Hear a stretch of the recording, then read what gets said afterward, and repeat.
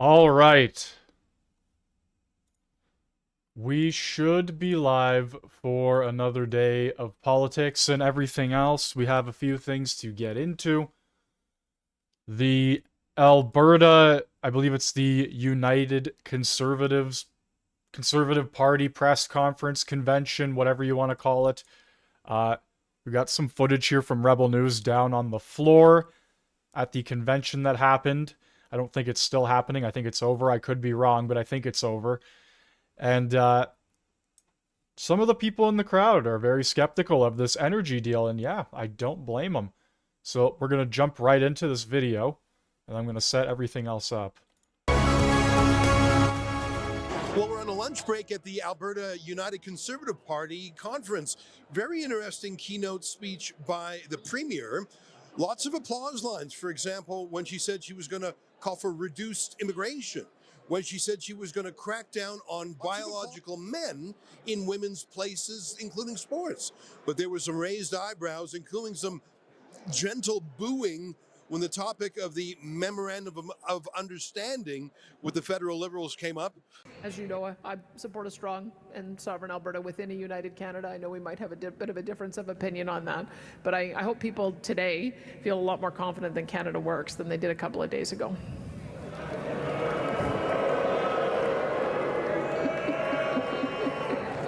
Wow. I'm going to chat a little bit with two of my colleagues to see what they think of the conference so far. Sheila, you were there in the big pit where 4,000 delegates were listening to the Premier. It's clear that they like her. Yeah. They're just worried that she might be getting bamboozled and hornswoggled on the MOU, that pipeline deal. The pipeline deal is not popular with the grassroots. You can see that in the policy book. The resolutions that are proposed to hit the floor today, later on today, most of them deal with net zero, they deal with carbon taxes, they deal with federal government overreach. So the grassroots, I think, is fundamentally against the hike in the industrial carbon tax that is attached to that MOU. But I have seen the mainstream media reporting that Danielle Smith herself is being booed, and I completely reject that. She's very popular, lots of applause. They're booing the treatment of Alberta by Canada at the hands of the federal government. That's what those boos are about. Yeah, I saw some of those headlines, very deceptive. One of the things I'm enjoying, Angelica, is how many independent journalists are here. That would not have been the case even 5 years ago. Not just Rebel News, and I think we've got 6 people on the ground here, but I see our friends from Juno, True North, I see Western Standard, and even people who I don't quite know. I think that independent journalism is changing and breaking the monopoly held by those regime journalists. What's your view? It's amazing. It absolutely is. Creators on YouTube of all kinds. You don't have to be media. You don't have to be considered media to still go out there and speak about things or cover things or whatever the case is, right? I know Nick Shirley, right? I don't know him personally, but his YouTube channel, he doesn't claim to be independent media, or I guess he does just to make things simple. But at the end of the day, he's just his own guy. He doesn't represent anything but himself. And I think more people need to hop on board with that. Stop watching the mainstream media, stop watching David Cochrane and other mainstream outlets, and continue to support places like Rebel News or wherever else. You don't get a lot of the on-the-ground coverage like you do with YouTubers and other creators or influencers or whatever you want to call them. To see these independent voices. We have seen a few mainstream media here as well, but you can see that it's the independent media that is going around really talking to the people and getting the other side of the story, because what the mainstream media here is going to do, they're going to frame this a certain way, but here we give the voice to the people here, the members here, and everyone's happy to see us here. Yeah, you know what? It's there are some regime journalists here, including from the CBC. I'm not going to say they're sullen, but they're definitely, their own mission is to undermine and to critique, and I'm quite certain that they're not doing genuine streeters, as we call them, because let's be honest, the regime media is despised by these folks. Sheila, I got a question for you. You know, during the Cold War, Richard Nixon was the president, and he was known as a staunch anti-communist. I mean, he really, that was one of his characteristics people knew about him. Yet he was the one who secretly did a deal with Communist China, the most authoritarian, abusive regime in the world, to get them to flip, to break away from the Soviet Union and to be open to the West. It was a strategic move to split the communist bloc. And there was a saying, only Nixon could go to China. The meaning is everyone knew that he was not a sympathizer. Everyone knew he hated the commies. So if Nixon said it was okay, you could trust him. Do you see what I mean? Yeah. Is that what's going on here? Danielle Smith is such a strong Albertan. She's a sovereignty strengthener. She's a woke buster. So if she talks to Mark Carney, is it like Nixon going to China? She's really the only person who could be trusted to do it. I think maybe that was her intent, but I think a lot of people are perfectly able to read that MOU and understand what it says. It says that Albertans will pay an enhanced industrial carbon tax for maybe nothing, for a pipeline that may never materialize. And when you see that the federal Conservatives are coming out against that enhanced carbon tax, and the former Premier of Saskatchewan, Brad Wall, has come out against the MOU. A lot of people understand what that MOU means, and it's actually a lot of nothing except burdens for Albertans. So I do trust that Danielle Smith has Alberta's best interests at heart, but I think she's given up too much here. I mean, I think back to Jason Kenney, who I used to know quite well.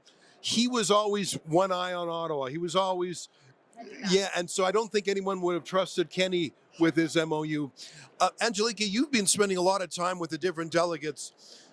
They're all called United Conservative members. They're all called Conservative. It's really the merger of the old Wild Rose and the what used to be called the PCs.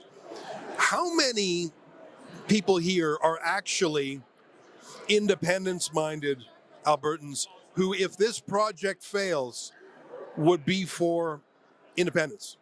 Can't speak for the ministers, the MLAs specifically, but I do think if this project fails, the independence movement is going to skyrocket because it's going to be a bit of a failed promise on behalf of the UCP and Danielle Smith, and they've put so much trust into her, and I really think that it's going to be the breaking point because right now it's already starting to stir up, but if she has a failed promise as big as that, I think it's going to definitely change the movement.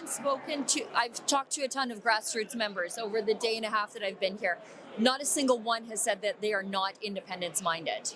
Not a single one has said, look, I don't like the separatist sentiment that is at the AGM. And it is. The separatist sentiment is really the story of the AGM. It's the MOU that's hanging in the air and then the separatists. This is, I think, a very strong showing for the Alberta Prosperity Project. It sounds like they're set to take over a lot of board positions. And that's an advocacy group. We've been affiliated. We've done events with them, and they're more hardline. Yeah, they're sort of the group that's advancing the conversation about independence and addressing the question about, you know, what happens if this, how do we do that? You know, they're participating in the board elections. They're very organized at this convention, and I think they're the underlying story in all of this, and they will ultimately hold Danielle Smith to account if nothing comes of that MOU. That's right. Danielle Smith actually said yesterday, and she got booed for it, but she said Canada still works in response to this new deal. Now, I want to disagree slightly with what you said, and it's a little different than what you said too. Here's my take. Danielle Smith is doing as much as anyone could do to get a deal. And I think she knows that this deal is not perfect. For example, she talked about the 9 bad laws, and this addresses 7 of them. So she talks about the 9 bad laws quite often, yes. And she wasn't able to get all 9 of them removed. But the main problem is she signed steps for an agreement, the beginning steps, and that's really all it is. It's just phase 1, if you could even call it that. And the only thing that is guaranteed so far, the carbon price, that's it. It will continue to go up. So whether or not the pipeline comes, that's still up in the air. Hopefully it does. Hopefully, right? That would be fantastic. Get David Eby out of the way, get things accomplished. But right now, I don't know. So the separatist movement is only going to grow if this never comes. She's saying, look, you're putting a little water in your wine, but you're getting, it's the nature of any negotiation. She's clearly gone as far as she could to get as much as she could. And here's my point. If it fails, if it doesn't go ahead, if no pipeline proponent comes forward, if it's killed by some extremist group, then, Angelica, I think the premier could say, you know me, you saw me. I went further and harder than anyone in history to get a deal. I tried, I compromised, I gave up as much. In fact, my own party booed the deal. The deal failed, so now we go the other way. So, in fact, I have no inside knowledge, I've never talked to her about this, having gone as hard as she could to get a deal, if it doesn't happen, I think she could theoretically say, I'm on plan B now. I'm for independence now. It's just a possibility because she has shown she'll do anything for Confederation, but it might fail. That's right. Danielle Smith has honestly been one of our best premiers we've had in the province. She's delivered on so many things, the gender issues, women in sports, so many things. Today she also announced a bunch of other things, and I think she's been a leader when it comes to actually advancing the conservative movement and not being sort of a fake conservative like we see in Ontario. And that's the difference between booing the pipeline proposal and Yeah, I can agree with that one right there. Doug Ford is definitely a fake conservative. He's a fool. And I would like to point out as well, the Alberta government, provincial, they are the only ones who went around from riding to riding or city to city and held town halls where the people were able to express their concerns, and you got everything. You got all types of people showing up to those events, those little press conferences, town hall meetings. I have not seen one other provincial government do that. Hold a town hall press conference, and they did like 7 of them, 8 of them at least. Like, they did a few, and they went to major cities, they went to smaller cities, they went everywhere. I have not seen one other provincial government do that, or put in that level of effort to, I guess, address people's concerns. and booing the premier. I think this crowd is extremely, in fact, they support her. Last word to you, Sheila. Angelica mentioned a few of the other issues that were touched upon in the speech. There were firearms issues. Why don't you just quickly go through a couple of the other things, because it's not just about the memorandum of understanding on the pipelines. Transgenderism is a big thing. Fighting for school immigration. What are some of the other things? Huge applause, standing ovation for the Jordan Peterson law. Oh, wait, explain that for a second. So the Jordan Peterson law prevents professional organizations from attacking their members based on their political beliefs. Which is what happened to Jordan Peterson. Which is exactly what happened to Jordan Peterson. Now, that didn't happen in Alberta, but it is in reaction to something that happened in Ontario. And we know during COVID, many of the doctors faced consequences from the College of Physicians and Surgeons because of their outspokenness and skepticism on COVID. I should tell you that I was actually consulted. The Justice Minister of Alberta put together a group of people who had been hassled in their professional organization. And they invited me because about 20 years ago, when I was a member of the Law Society of Alberta, there were more than 20 fake complaints sent in over my politics. So I have one drop of paternity over what happened, but they've been planning this free speech move for a while. And I just wanted to tell you that in my own teeny tiny way, I mean, it was certainly nothing on the scale of what happened to Jordan Peterson, but some of these changes they're announcing, they do take months or years to work it through. So I interrupted you. No, and then I think the second most popular, or maybe equally popular, 2 policies was that our RCMP would not be participating in the federal government's gun grab. She would take additional steps. We don't know what that's going to look like, if it's going to look like what they're doing in Saskatchewan by creating a gun grab approval agency and then not funding it, or... Gord, we're doing an interview right now. I'll say hi in a minute. So we don't know what that's going to look like, but that she's taking additional steps to protect law-abiding firearms owners in Alberta. It's a huge issue for Albertans, but also on the issue of self-defense. We've seen... Oh, there was a great line she had. Yeah, if you're a dirtbag, don't break the law in Alberta, is what she said. She's something like, if you don't want to be shot, don't break into it. It was sort of amazing. Yeah, and so, you know, that addresses the problems of... Those are the words I can get behind. Don't break the law. Like, come on now.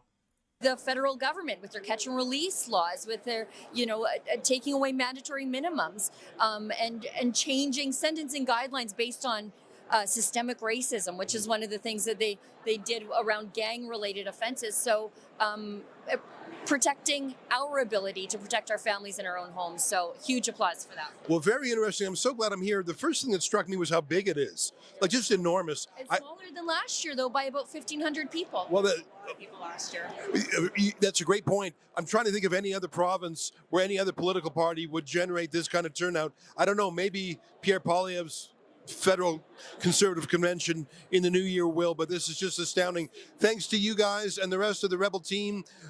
We are in effect here. It's wonderful to reconnect with our grassroots supporters. Although Rebel News is officially headquartered in Toronto, our heart is in the West. I myself... Yeah, I mean, it looks pretty packed in there. The entire 13-minute video, there's just like a constant flow of people everywhere, so that's a pretty good turnout.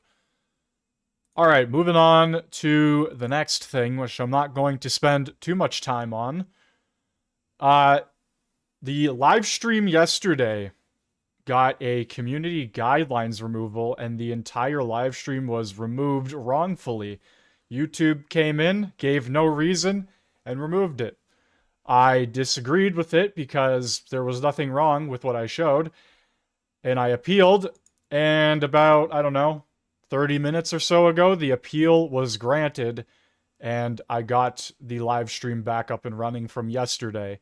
So there's been a lot of problems going on with YouTube's AI terms of, or AI system and how it checks things, and it's just banning people like crazy and taking videos down like crazy.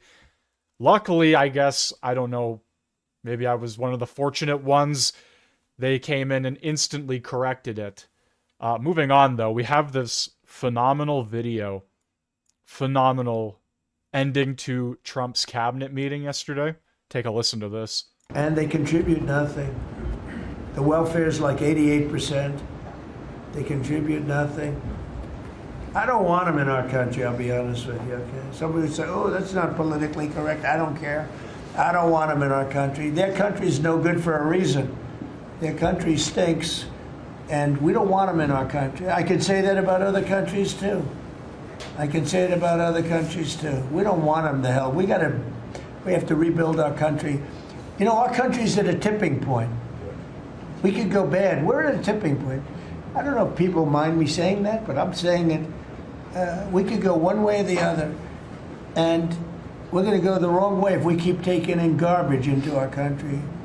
Ilhan Omar is garbage. She's garbage. Her friends are garbage.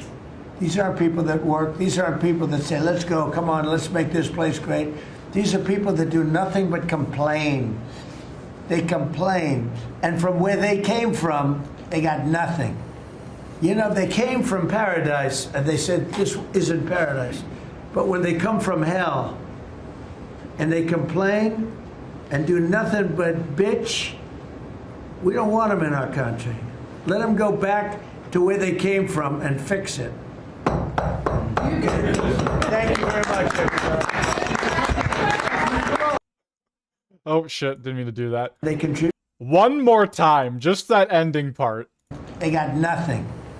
You know, they came from paradise, and they said, this isn't paradise.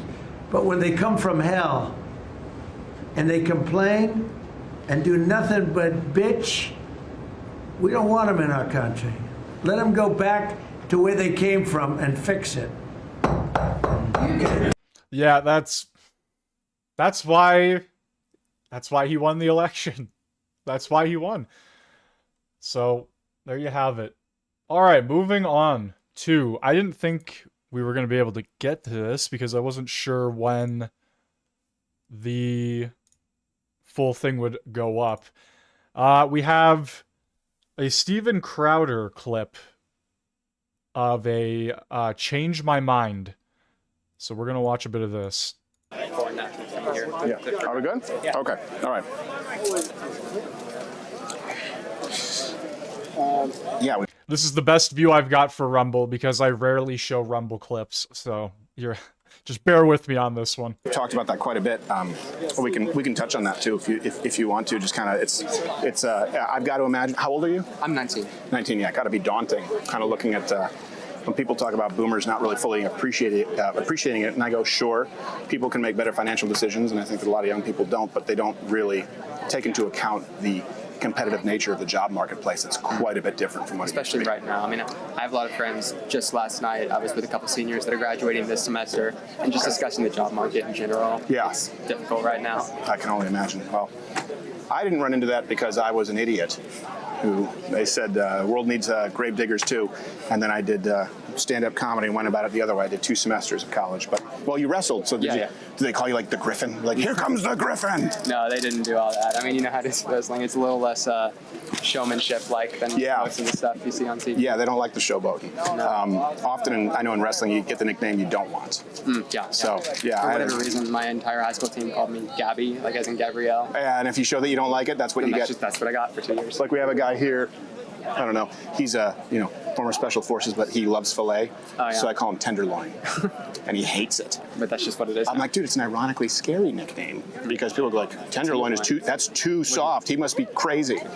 But all right, well, Gabriel, I don't know how familiar you are at all with kind of the series, if at all. Yeah. Okay.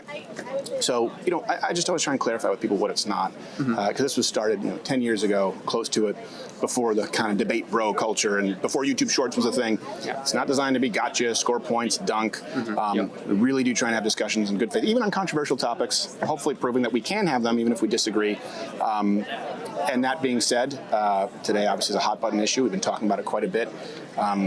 I believe that in the year 2025, certainly where we find ourselves at this impasse with our immigration issues, deport all illegal aliens. And if you disagree with that, you're more than welcome to change my mind. Okay. To be clear, is that black and white and sort of, like, is that your entire point of view or is it more nuanced? Do you have more? Well, obviously it's more nuanced. I can't fit it on a sign, but that's the starting point. Okay. Yeah, that's the starting point. I think we've tried it the other way forever, going back to, well before it, but Reagan granting amnesty to 3 million. The number's increased by 450% since then. We've been lenient. The cost is astronomical. Crime in many of the sanctuary cities is out of control. And I also think, look, a big difference now, considering the number, the sheer influx in the last decade, I think Americans have the right to want to preserve a culture here where they're footing the bill as taxpayers to feel like strangers in their own town, where they don't have common language, common culture, common values. So all of that, I think the starting off point is we're going to be hardline on it. Okay. Well, thanks for sharing that with me. I guess immediately, what do you see as the immediate cost of immigration? You bring up how it can cost the American taxpayer. What is your opinion on that? So, well, here, and also I'll make so you don't take my word for it. You can take that to check any references. Oh, I appreciate that. Because I know, especially at school, people we talk about grad school, references are everything. Yes, and we do that every day on the show, by the way, because it really bothers me when people just make claims like, well, where'd you get that? My brother. So it costs, the estimate is $150 billion to $450 billion a year, taxpayers. People say, well, I'm not saying that no illegal aliens pay taxes. That's not what I'm saying. The offset is about 17%. It offsets, so including the number of people who pay taxes, all but the total number is $150 to $450 billion. That's significant. The cost of deporting illegal aliens, if we were to take the high number in the last 4 years, the number is probably closer to 15 million. Let's call it 12 million. But if we were to deport 20 million illegal aliens, right now, it costs $17,000 per illegal alien. These are estimates. It would cost you about billion. If I said million, I meant billion in all these instances. Okay. 300-something billion dollars, $340 billion, $360 billion to deport them. You'd end up effectively saving money within the year, call it a year and a half. So that's including making ICE the largest federally funded law enforcement organization? You can put that in your pocket, but you can keep it. Yeah, we have plenty. Yeah. Yes. That's including all of it. Yep. Okay.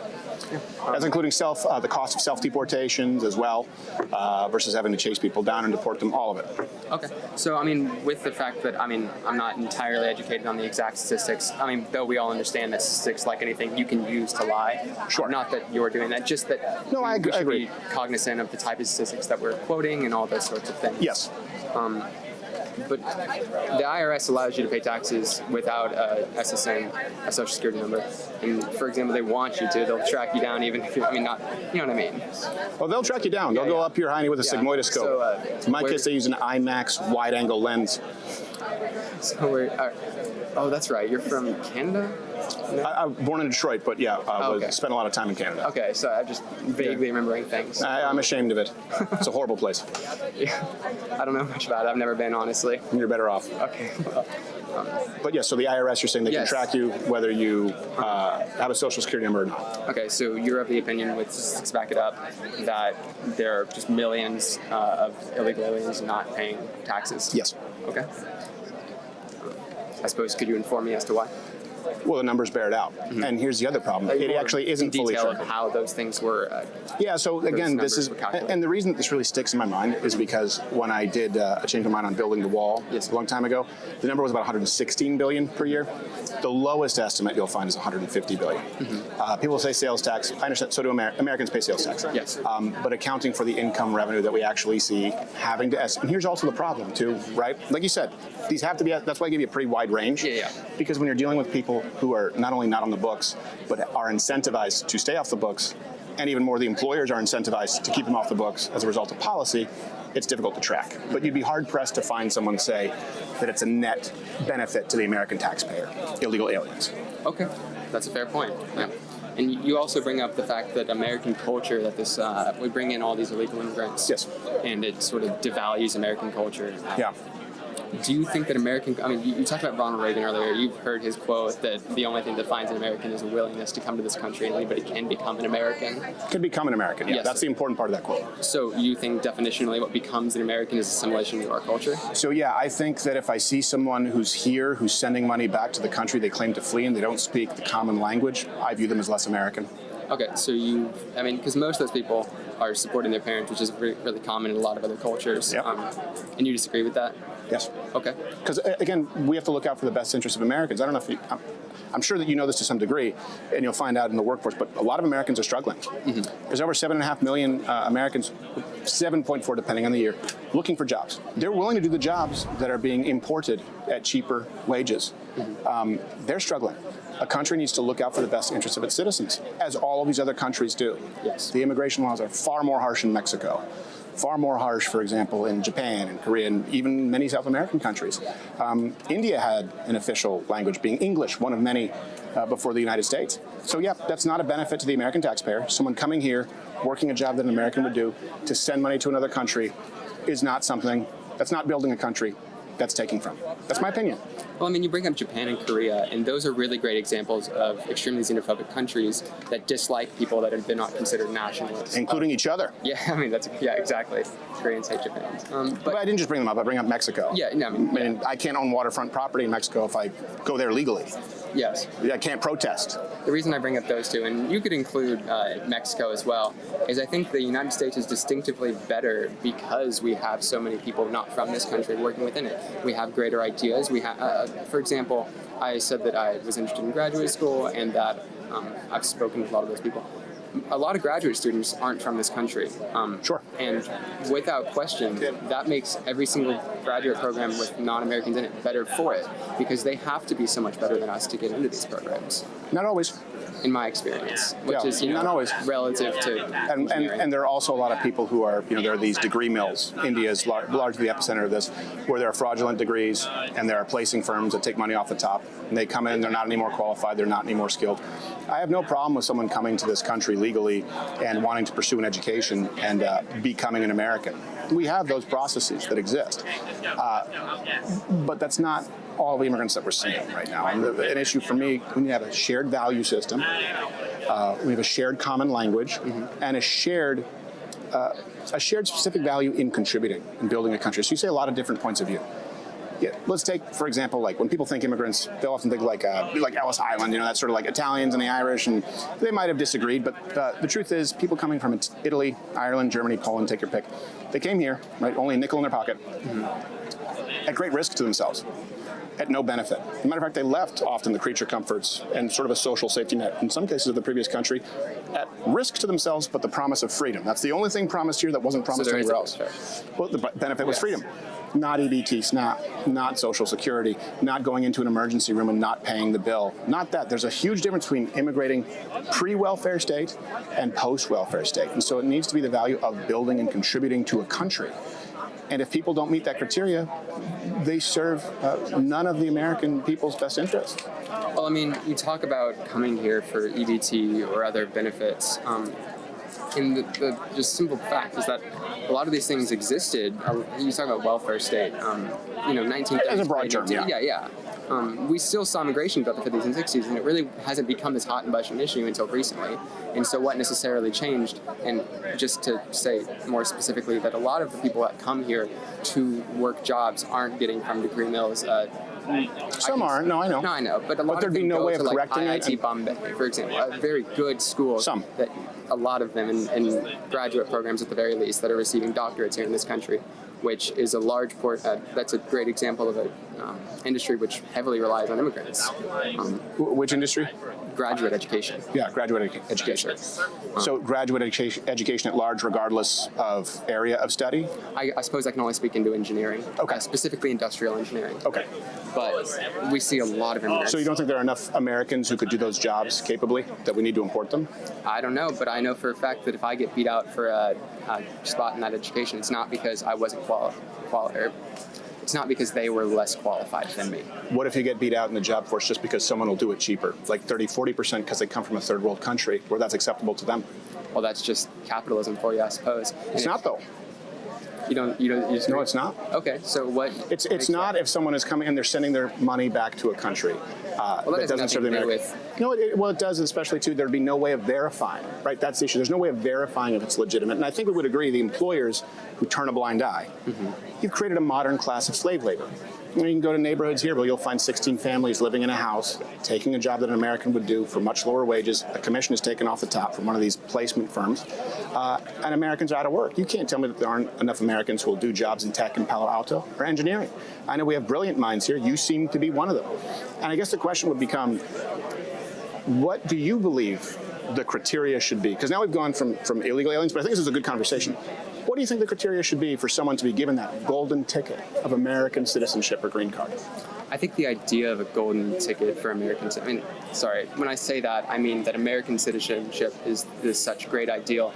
It should be more accessible. And that's a large issue I feel with a lot of the idea of illegal immigration is our broken immigration system. And I don't feel that that's necessarily a hot take, you could say. No, can you point me to any other example? Because I think we agree that it's an unbelievable, the citizenship or green card is a value, right? You're saying golden ticket. I use that, it's hyperbole, but I think you agree with it. Can you give me an example where something else that is intensely valuable, its value is maintained or increased by making it cheaper or available to all with lower standards? Where else do we do that? What's a false equivalency? Citizenship has value because the people here make it great. And it's not a commodity that we're selling. See, so it doesn't have inherent value that you can trade for it. Well, I'm saying it does, though. It has a lot of value. That's why people want to come here. So if you're the one who's holding this item, in this case, it's obviously sort of more nebulous, but a citizenship, but something of value, what should the requirements be, considering that we have so many people here who also value it? And want to remain in this country. I'd like to agree with Ronald Reagan. In fact, the only thing that makes an American is a willingness to be American. Anybody can come from any part of the world and become an American. So what does that mean? What is it to become an American? I suppose in my opinion, you could say that to become an American is just simply a willingness to make this country great. Yeah. And a lot of immigrants have that. That's why they come here. How does someone make this country great? they improve itself through their communities, themselves, the country at large. When we talk about making America great as a very large... No, I'm not talking about the slogan. I get what you're saying. I'm not referencing that. I just mean, in general, making a very large institution better. There's really no way to quantify that unless you want to get into like specifics of a GDP. I mean in terms of values and cultural systems. You can't quantify that. Okay, well, I think you can quantify it as far as net contributions versus net deductions. But as far as culturally, I've kind of put forth my position, yes, right? Sir. That's improving the culture, shared values. It's why these people have left these countries. I believe these countries are inferior culturally. So what would your criteria, and this isn't a trick question, it's a real conversation that needs to take place. Yeah. What is it to be an American, and how does an immigrant coming here, how do they make it better? Because I think that should be the criteria for who we accept. Do you make this country better? And if the answer is no, then I think you should make your country better. I think if, for example, H-1Bs, I think there's quite a bit in engineering, but I know a lot in tech. I think it's probably more heavily skewed tech, but quite a few Indian engineers. If they're so great and the most brilliant and best, why does India still look like India? I mean, when you say look like India, what do you mean? I mean a poor country, I mean a backwards country, I mean where people can't get access to basic health care, basic necessities, I mean starving, I mean diseases that we've eradicated here. Yep, just say it like it is. It's all true. There's a lot of footage of it. It's not a good place. It's like not a secret or anything. People for some reason like to believe it's this phenomenal place, but I can tell you it's not. That they still suffer from. I mean, hundreds of thousands of people dying from snake bites.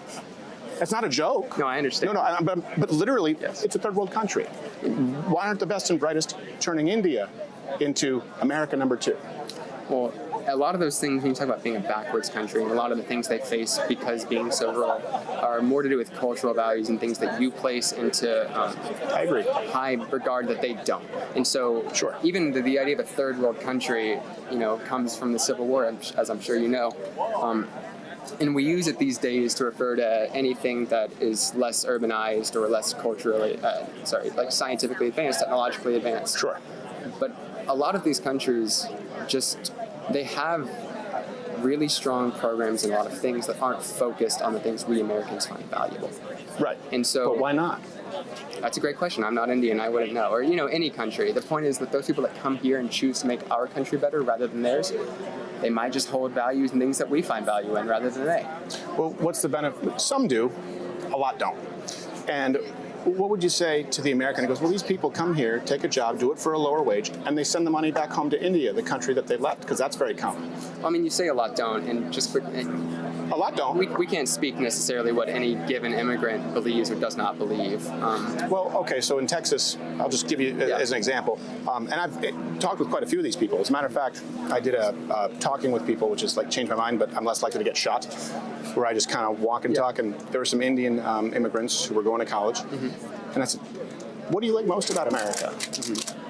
They said, opportunity and the money, and I said, oh, great, cool, well, that's tough. What do you like most about America? I said, the ability to give money back home to my family. I said, what do you love most about America? They couldn't say anything. They could read me a laundry list. What was great about India. And there are areas in Texas, obviously, particularly areas like in the Dallas area, a lot of Indian. Let me ask you, do the areas where Indian immigrants have come here en masse, meaning they make up a majority of the neighborhood, does it look more like America as we know it, or less, more like India? I think the idea that we need to keep America sort of stagnant over time, that it can't change culturally, is... Not to India. That's my opinion. I think it's a bad thing.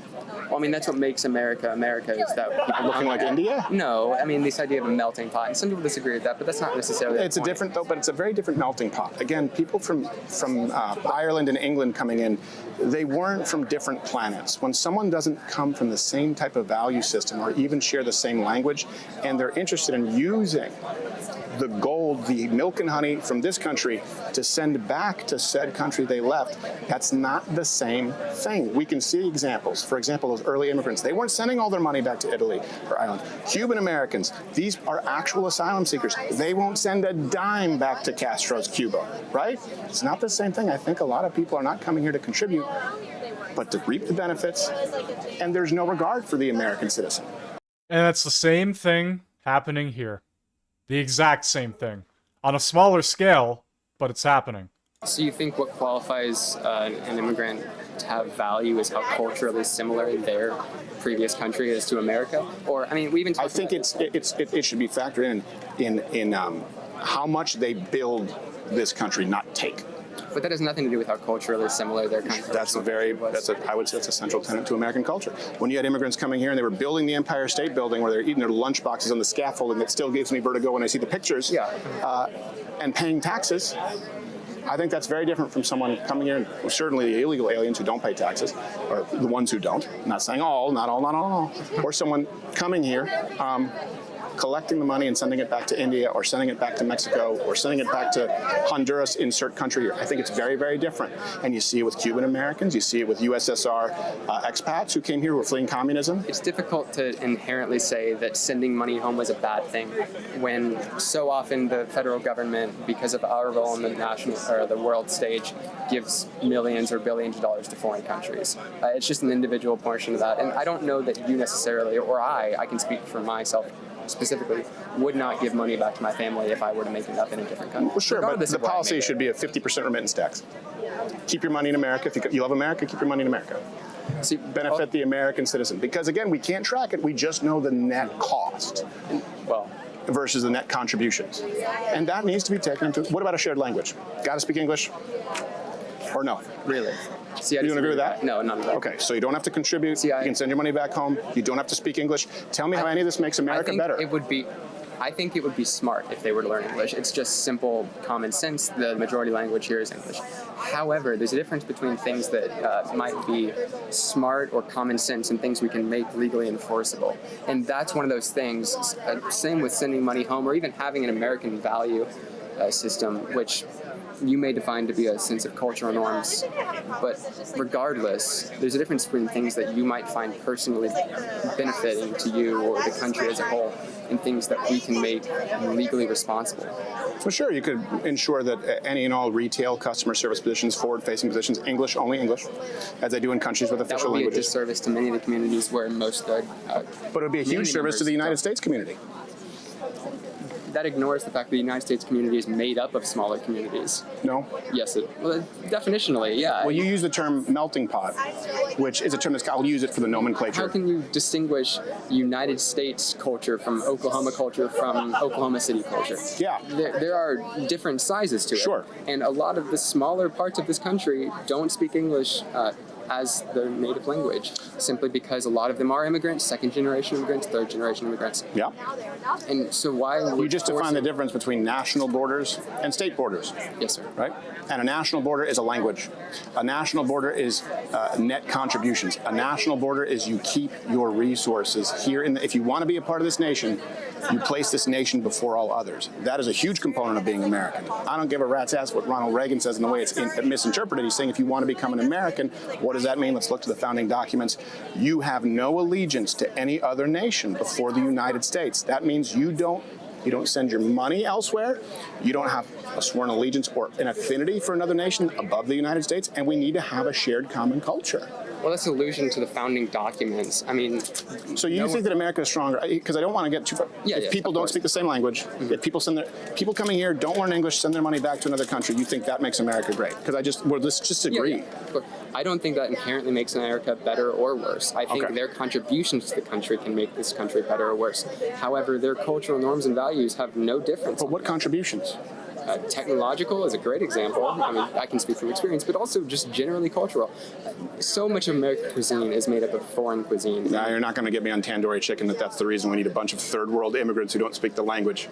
I'm not trying to, just in the sense that there's so much of American culture that borrows from other cultures, and we change it and we make it American, but we can't do that if we don't have immigrants. And I understand that's not what you're saying. Sure you can. You can do it if you have a selective group of immigrants who improve America, who are a net benefit to America. We have 350 million people in this country, and we are facing an insurmountable debt. We have far too many people, and by the way, not just immigrants, to be clear. I also think we should cut SNAP in these welfare states for Americans who are abusing the system. But the difference is we have the ability to set criteria for people coming into this country. And I think it needs to start with what serves the interest of the American people. And I think the left, the reason they're losing and the reason that Gen Z men are veering away from them is because they're not able to define what it is to be American. Well, I mean, let's be clear that you're not arguing the left at large in this situation. No, I'm telling you, but I'm saying I am willing to stake my claim on this is important, and I think it's important to a lot of Americans. And we used to just talk about, hey, you know, cool, let's make it easier to immigrate here. I don't think so. I think it's very valuable. I think we should only take the best and the brightest, and I think we should have criteria that establishes this is what's expected of you. Good example, because I know you're a very smart guy. You've heard the term evangelize, of course. So a lot of, and it pisses me off because a lot of Christians go like, I'm evangelizing. Have you heard the good news? Jesus loves you. It's like, well, evangelize, I believe it comes from the word evangelion. And so what this meant is, let's say there's a new Caesar. And they would actually send out people to evangelize. And what that included was, hey, here's the good news. Your new Caesar is benevolent. He's going to provide A, B, C, X, Y, Z. Yeah. Here's the flip side. Here are the expectations. Right? Here's what you are expected to contribute. That's what evangelizing was, letting people know, hey, this is the new program and these are the benefits. Well, words evolve over time, and we shouldn't necessarily... Well, I'm just using that as an example. That's how all nations... Oh, take a walk real quick. Okay, all right. Sorry, Yeah, it means that there's something... Go for it. Thank you, man. I appreciate it. It's nice to meet you. Very, nice to meet you, sir. All right. Very nice. Okay. Okay, wow, that was unexpected. I was going to switch over anyway, but I guess they had a little bit of a scare there, so it was time to go for a little walk, as he said. Moving onward, obviously those precautions are in place due to what happened with Charlie Kirk. Don't need that happening with Steven Crowder. My God, I would actually lose it because Steven Crowder is the one who essentially got me into politics. What happened to Charlie Kirk was terrible as it is, and it shouldn't have happened to him, and it shouldn't happen to anybody else going forward. That's why he did what he did there, though. Moving onward, a Moose on the Loose video. Let's get into this. Moving into Canadian stuff again. I'm afraid that this is the beginning of something, but there will be far more of these cases. There is so much news right now. Welcome back to Moose on Loose. My name's David. Today we've got Liberals caught blocking information. We've got more companies shutting down, more wasteful spending, a bunch of stuff here. Let's jump into this. Starting this one off, let's put this right at the start. This is so important. The UK is scrapping jury trials for anything under 3 years. Any crimes under 3 years, the judge will decide. So if you have activist judges, they'll just make the decision. There's no jury, there's no trial. They just get to decide. This is such a slippery slope of free speech, democracy. It's unbelievable. Moving ahead, we've got this on CTV. We've got new polling data. This is coming from Angus Reid, 40% Liberals, 37% Conservatives, and 10% NDP. So NDP still in the doghouse, which we have Don Davies admitting himself. This is during his speech, the same night that Pierre gave his at the Ottawa Press Gallery. Good evening, distinguished guests, colleagues, and members of the Press Gallery. My name is Don Davies, and my pronouns are broke and irrelevant.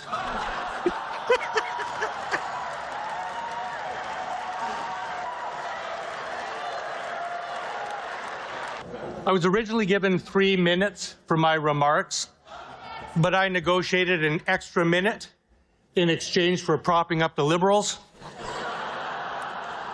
and an extra 2 for keeping the Conservatives out of an election. Tell you it's hard to be a New Democrat these days, representing a once great Canadian institution that's been reduced to a shadow of its former self. Of course, that's something that our friends at the CBC table can relate to.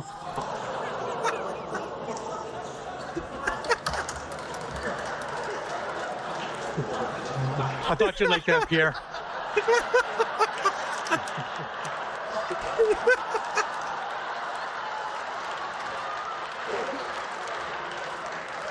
In fact, I lead a party that lost status so shockingly that some call us Buffy Saint NDP.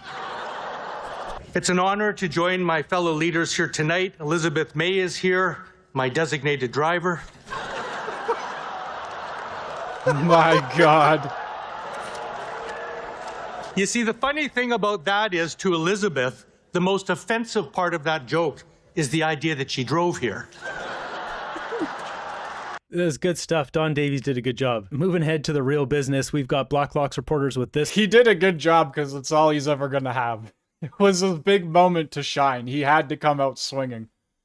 one. Greg Fergus, right, like there's a potential he won't even be leader of the party after they do their little whatever, so...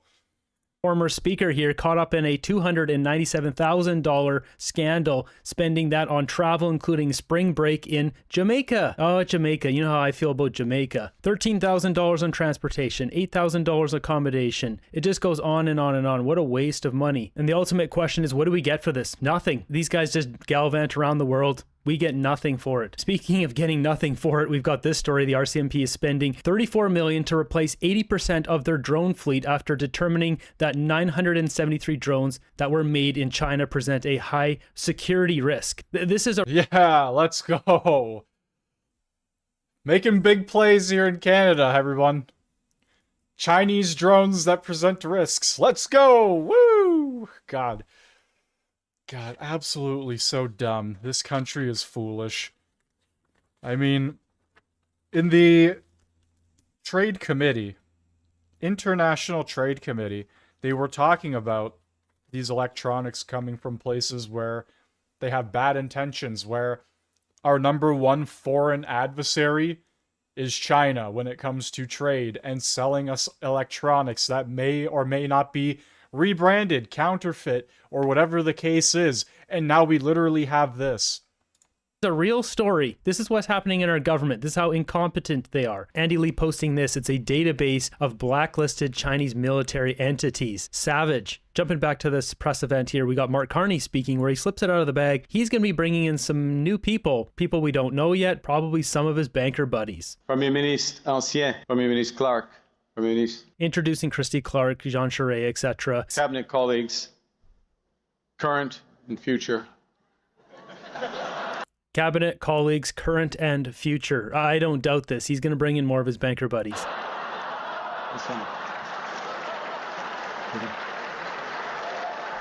Yeah, that doesn't shock me at all. He's going to continue to replace the Trudeau ministers to build up his own, I don't even know what you want to call it, super evil cabinet of criminal masterminds.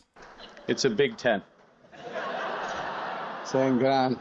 So most of his jokes don't land, and really how can they, because the state of the economy is so bad. We've got this in the news here coming from the Globe and Mail saying Trump may use USMCA withdrawal as a bargaining tactic, trade experts warn. So it goes on to say the mere suggestion of USMCA terminating services as an exceedingly potent, almost extraordinary bargaining chip. And then it says, I think the Trump administration is not looking for deals that will help all three countries. They're looking for unilateral concessions from Canada and Mexico. So it's going to make getting through the review challenging. This is a big problem here because if we look what's going on in America right now, they have a whole bunch of their big pow-pows and ships and boom-booms on the doorstep of Maduro down in Venezuela. It's almost breaking out into a conflict. Maduro is mobilizing his troops. Trump's got aircraft carriers and all sorts of stuff down there, tons of troops.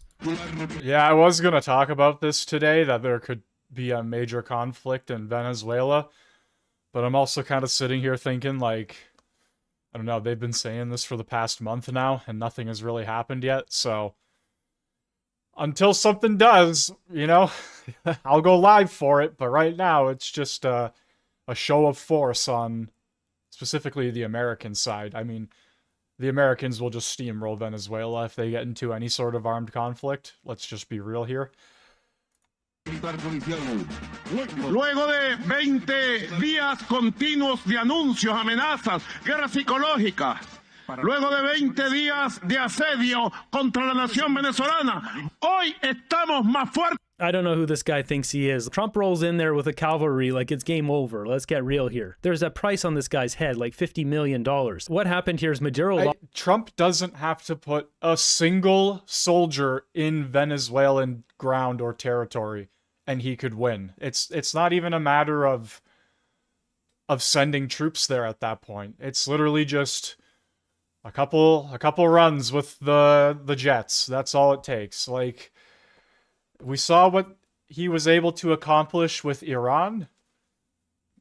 Venezuela is going to be a walk in the park if they do get into some sort of conflict, which it's, I guess, looking more and more apparent lost the election, but he refuses to step down. And this is a major problem because, well, democracy should stand. Also, Maduro is sending a lot of the street candy up into America, and a lot of that ends up in Canada. So Trump's saying, you guys keep sending the street candy up here, it's causing problems. But really, what is Trump doing here? Is it for the street candy? Partially, yeah. But does Venezuela also have the second largest oil reserves on planet Earth? Yes. Mark Carney needs to make a deal with Donald Trump right now on our current oil reserves and make a long-term agreement, and then we should double production, and the excess production that we make we should be sending over to Asia. We can secure our economy as it is with America and then export the new oil productions we should be doing with new pipelines to Asia at top level prices. This is what we should be doing, but if Trump gets in there and gets access to Venezuelan oil, he may just turn the taps on Canadian oil. Maybe a percentage, 15, 20%, who knows. Something else happened in America, briefly touch on. It says, Kristi Noem discovered that 50% of visas in Tim Walz, Minnesota are fraudulent. 50%.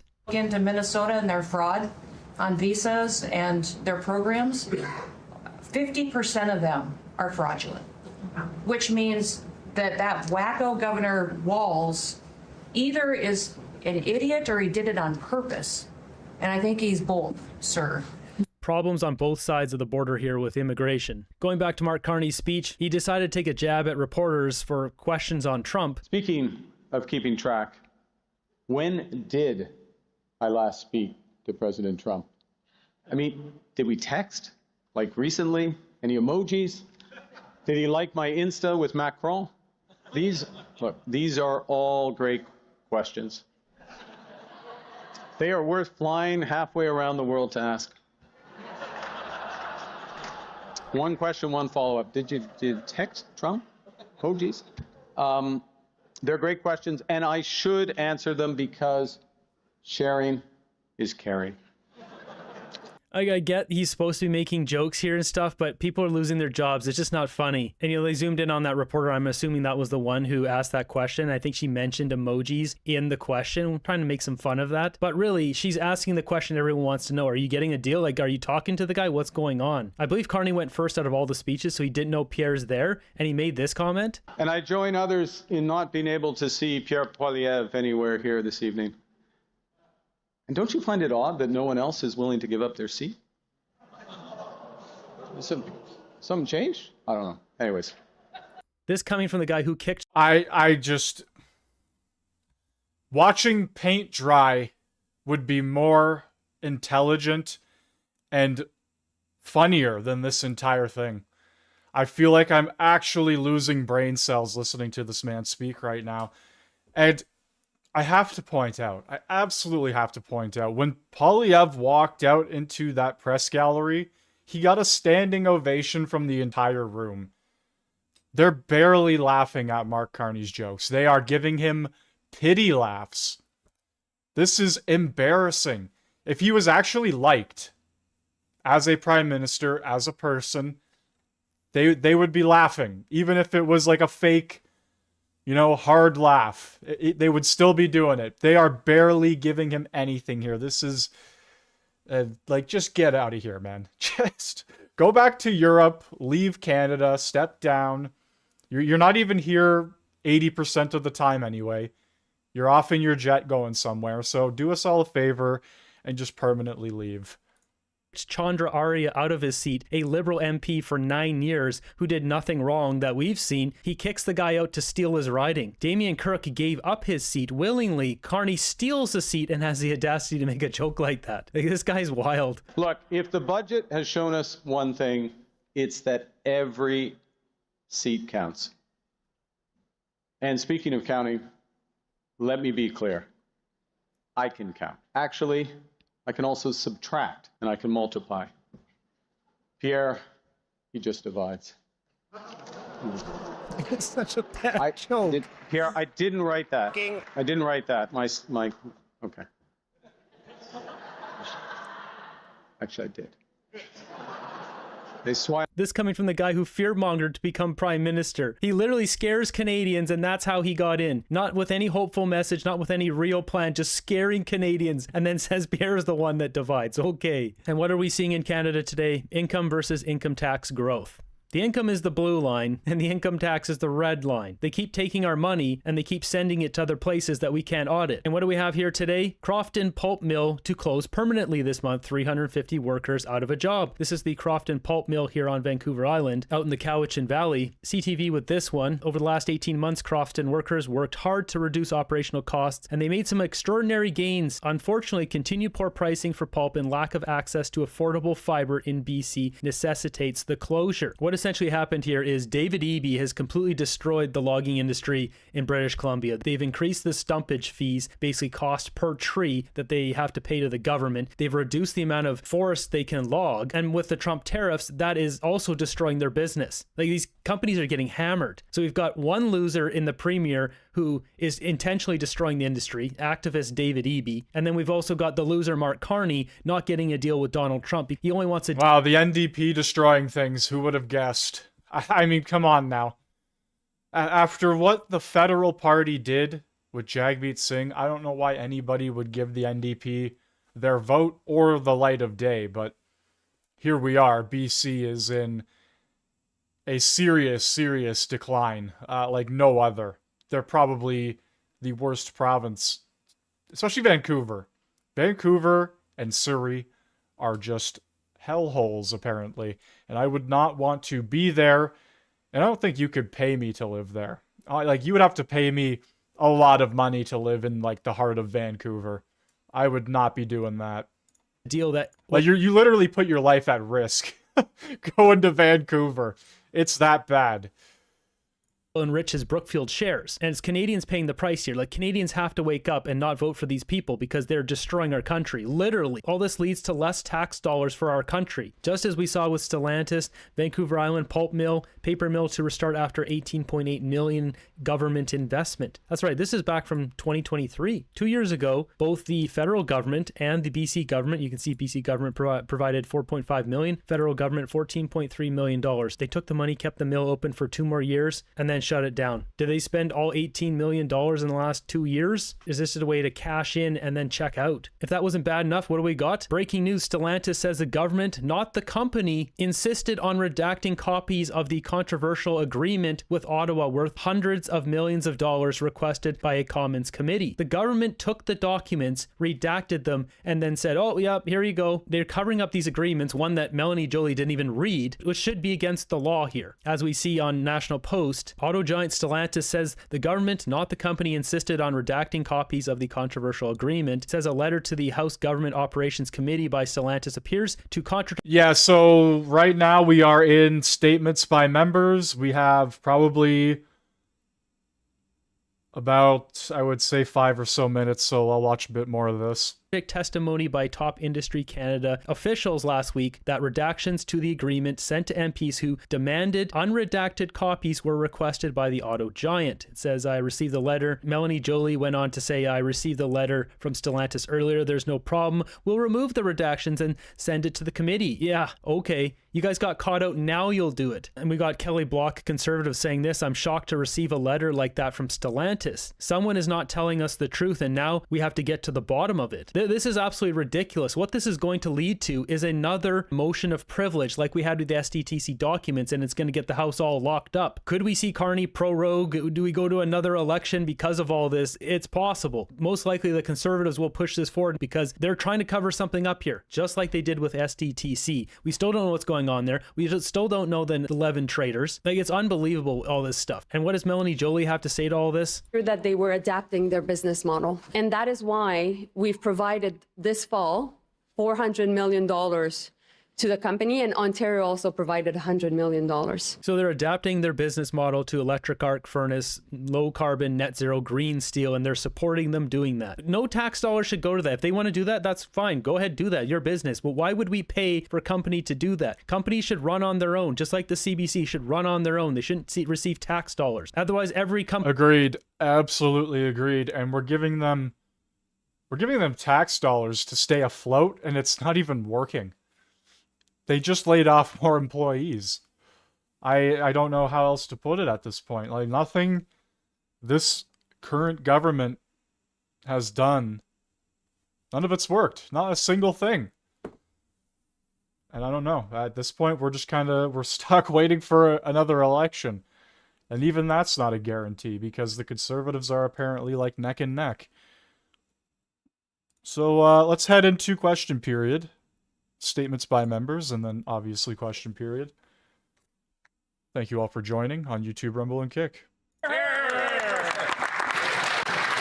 The Honourable Member for Tayayakan, Parkdale Hyde Park. Thank you, Mr. Speaker. I rise to recognize the resilience of Ukrainian nationals and Ukrainian Canadians in West Toronto and across Canada as Ukraine enters another winter defending itself from the illegal Russian invasion.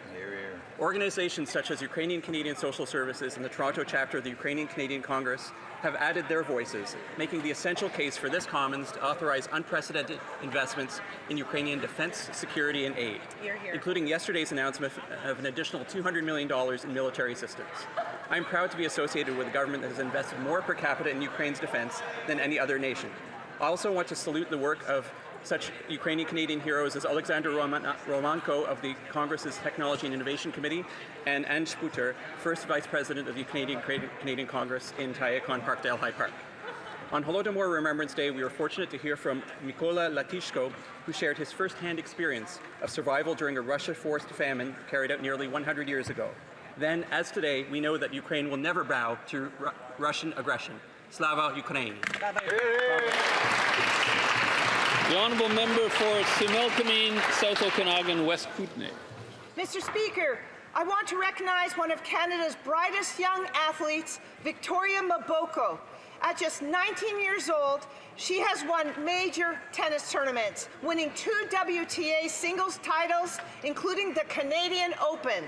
She achieved a singles ranking of number 18 in the world on November 3rd. Earlier, she posted a stretch of 22 straight match wins without dropping a set on the ITF circuit, and she represented Canada in the Billie Jean King Cup. This is all with the support of Tennis Canada's elite training program. As a former professional tennis player and coach, I know that these wins have come at a tremendous amount of sacrifice, grit, and determination. Let us celebrate Vicky Maboko for all that she has achieved. She is a shining example and a hero to a generation of young Canadians. Vicky, we are so proud of you. Hear, hear, hear.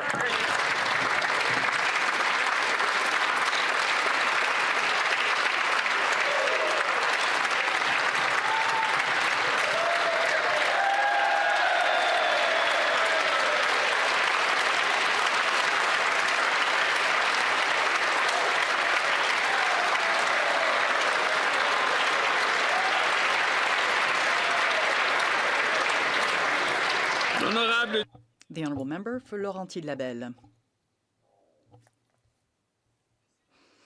Mr. Speaker, after last year's heartbreaking cancellation... Can I start again? Yes, you may. After last year's heartbreaking cancellation due to lack of snow, the Women's Giant Slalom World Cup is finally back in Mont-Tremblant this weekend. This is excellent news. Mr. Speaker, point of order. Brazil needs $5 trillion right now. Give it to them. Wire fund it directly, Mr. Speaker. Thank you. Demonstrates that our expertise is among the best in the world when it comes to hosting an event of this magnitude. Welcome to Ariane Forget and Justine Lamontagne, our 2 Quebecers who will be racing down the slopes. As the Bloc Québécois critic for tourism and the Member of Parliament for Laurentides-Labelle, I am proud to see Tremblant, the Laurentians, and Quebec shine on the world stage. I salute the leadership of Patrice Malo and his entire team who make Mont-Tremblant an exceptional resort. The Honourable Member for Surrey Newton. Mr. Speaker, last week in Surrey, federal, provincial and local leaders, along with the law enforcement agencies, came together for an anti-extortion summit to address the growing threat these crimes bring to our communities. Extortion, often tied to organized crime, put families and small businesses at risk. Our government led by our Prime Minister, is taking strong and coordinated action. We are strengthening enforcement through the BC Extortion Task Force and creating a new regional integrated drug enforcement team. We are also expanding support for victim services and investing in prevention through a new youth engagement hub in Surrey. We are taking real steps to keep our communities safe and to stop organized crime from harming families across the Lower Mainland. Good job. Good job. The honourable member for Cowichan Malahat Langford. I stand today with my fellow Vancouver Island colleagues. I am heartbroken. Yesterday, the Crofton Pulp Mill in my riding announced a full mill closure.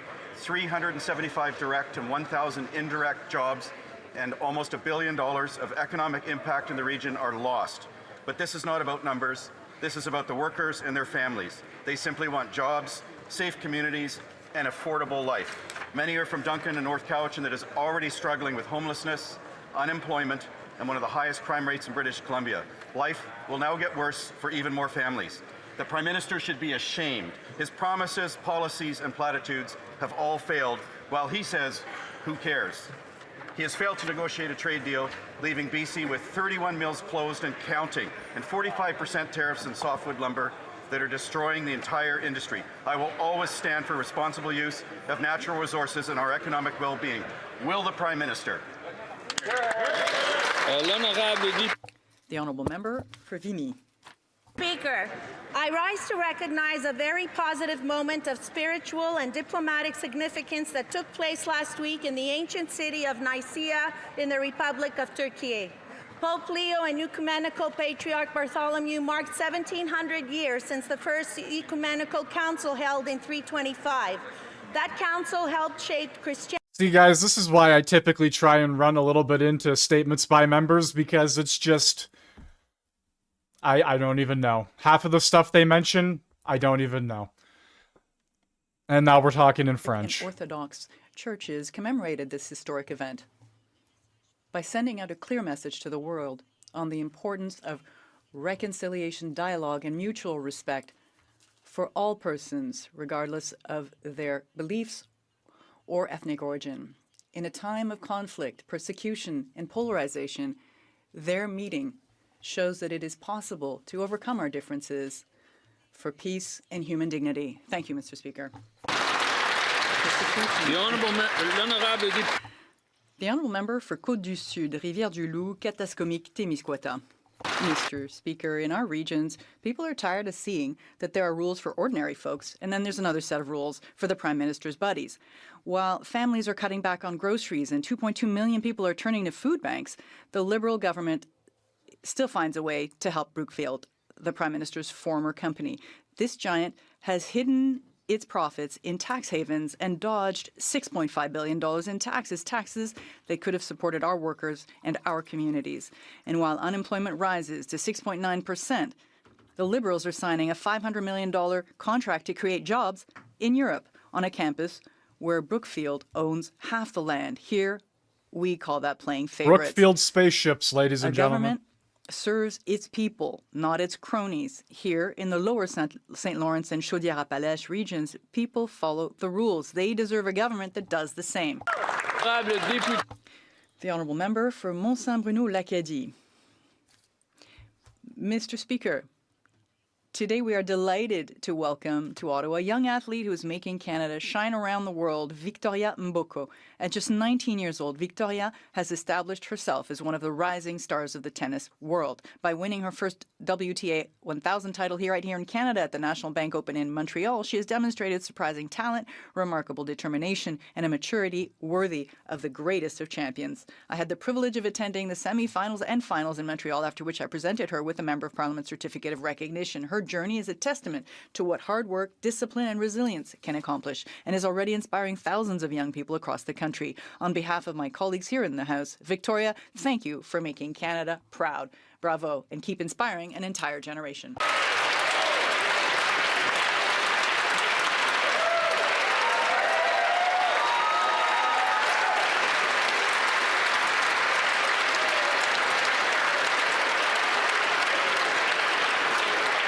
The honourable member for Cloverdale Langley City. Canadians voted for a home they can afford, a place to raise their kids, a place to sleep at night without lying awake during doing the math. But after all the Liberal glossy promises, the Parliamentary Budget Officer has made one thing painfully clear. This government's housing plan is built on wishful thinking, not on real results. The Liberal boast has been, we're here for the low-income families, but the PBO report says that by 2028, the government will be spending less than half of what it does today on programs that help them keep a roof over their heads. What we also learned is that their big program delivers only 26,000 homes over 5 years, nowhere close to the 1.25 million they promised Canadians. And now get this, the so-called affordable rents under this plan, over $2,100. I guess when the Prime Minister comes from a world where affordability means removing the tax from yachts and private jets, what else should we expect? But the single mom working 2 jobs hears that number and feels her stomach drop because at that price, she's only 1 paycheck away from homelessness. The honourable member for Toronto St. Paul's. Mr. Speaker, I rise today to mark the International Day of Persons with Disabilities.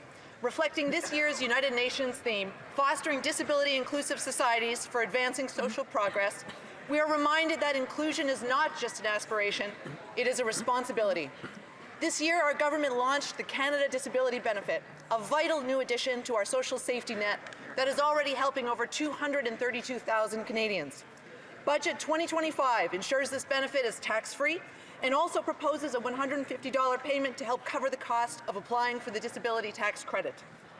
Today, let's celebrate progress and pledge to continue the work needed to remove barriers, to make employment meaningful, available, and accessible, built to welcome people of all abilities, to make inclusion feel like belonging, not an accommodation, but a right. With determination and partnership, nothing about us without us. We can build Canada and all of our communities strong. Hear, hear. Oral questions, questions orales. The honourable. All right, here we go.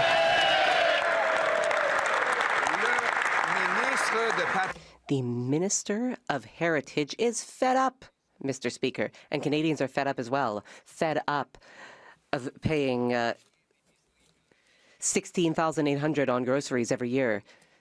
Fed up with paying 51% more on groceries. Fed up with paying 30% more on beef. Fed up with paying 21% more for whole chickens. Mr. Speaker, how many people will this Prime Minister force to the food bank before he, too, gets fed up? The Right Honourable Prime Minister. Oh, wow, he's here. Mr. Speaker, I am happy that inflation in Canada is lower. It's 2.2%, according to the Consumer Price Index. Second thing, I am proud of that salaries are on the rise. 3.2% higher. We are making progress. Joblessness is down. The economy is growing. Life is good.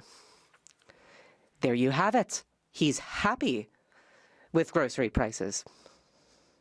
According to a report on food prices in Canada, when this Liberal government took power, it cost $8,300 per year for an average family to purchase groceries. Now it costs $16,800. Grocery prices doubled due to the inflation-driving taxes and deficits that have driven up the price of everything. The Prime Minister promised that he could be judged by grocery prices. So, how much will it cost to eat in 2026? The Right Honourable Prime Minister. Mr. Speaker, I fully understand why the opposition leader is ignoring the fact that this is a new Canadian government, one that has created the strongest economy in the G7. That's the truth. That's what the numbers show. That is the future of our great country. According to Canada's food price report, when the Liberals took office, the cost of a basket of groceries was $8,300. Now, it's $16,800, double. Liberal inflationary deficits and taxes on farm equipment, fertilizer, food processors have all exploded the cost of food. Tomorrow, that same report will be released projecting the cost for next year. Given the Prime Minister's promise to be judged by the prices at the grocery store, how much will Canadians have to spend on groceries to survive next year? The Right Honourable Prime Minister. Mr. Speaker, let's get our numbers straight. The Canadian economy is the strongest growing economy in the G7, 2.6% annualized. Canadian wages are growing faster than inflation. For every month that this government has been in office, 3.2%, over 2.2%. Unemployment is down, wages are up, the land is I don't know. We're Talk to Algoma Steele about that one. The Honourable Leader of the Opposition. Mr. Speaker, as you walk down the grocery aisle, watching the prices rise before your eyes, know that the Prime Minister, who stashes his cash in a tax haven, says that you've never had it so good. You, the Canadian people who have seen your grocery bills literally double under this government, from $8,300 to $16,800 in a decade. Shameful. Tomorrow, we will find out in the Canada Food Price Report how much groceries will cost an average family next year. Given the Prime Minister has promised to be judged on the price of groceries, will he tell Canadian families how much they'll have to pay to survive? The Right Honourable Prime Minister. Mr. Speaker, what this government is happy to tell Canadian families is we cut their taxes for 22 million Canadians. We cut the taxes on first-time home buyers. And we are investing a budget, which the Leader of the Opposition and the members opposite voted against, a budget that is going to cause $1 trillion of investment in this country over the next 5 years, grow jobs, He has nothing new. for Canada. We believe. He just keeps repeating himself. These are talking points from like 2.5 weeks ago. We voted against this Prime Minister doubling Justin Trudeau's deficit, which will drive up groceries even more. And what's he spending the money on?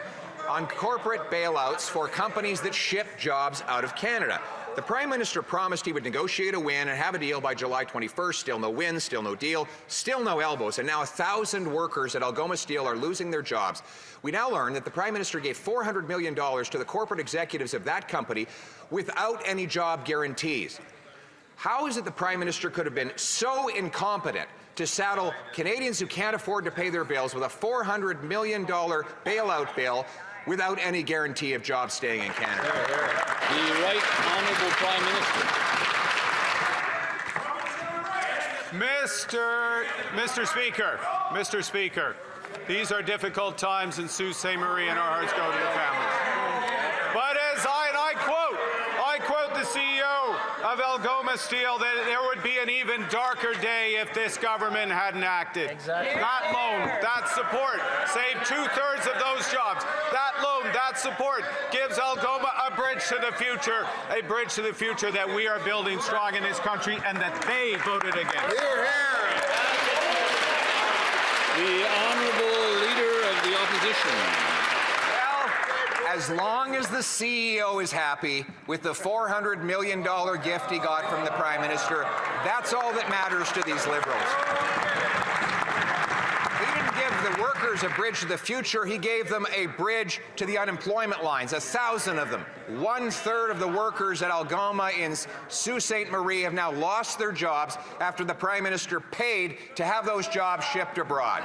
How is it that he could have been so irresponsible with the money of hardworking Canadians that he would pay a corporate CEO $400 million to send 1,000 jobs south? The Right Honourable Prime Minister. Mr. Speaker, may I quote a Conservative leader that's actually in office? The Premier of Ontario. We had a choice. Save 2/3 of the jobs or let the company go down. We chose the future. We chose the future for Algoma Steel so they can invest in the future, so we can buy Canadian, so we can build this country. They had an opportunity to vote for that future. They voted against it. It's good that we're here. The honourable member for Belleuil-Chambly. Mr. Speaker, the Minister of Canadian Heritage and Nature left, in his words, to start some reflection because the Liberal Party neglected their progressive wing. They only won as many seats as they did because Bloc supporters voted for the Liberals. After the member for Laurier-Sainte-Marie left, the Prime Minister appointed a replacement, but who will speak for language, culture, and Quebec? The Right Honourable Prime Minister. May I? Mr. Speaker, we have 44 MPs here speaking for Quebec.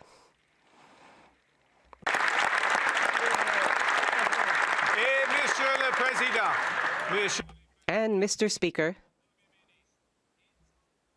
as Prime Minister, as an Anglophone, I will still protect the French language. I will protect Quebec culture. The honourable member for Belleuil-Chambly.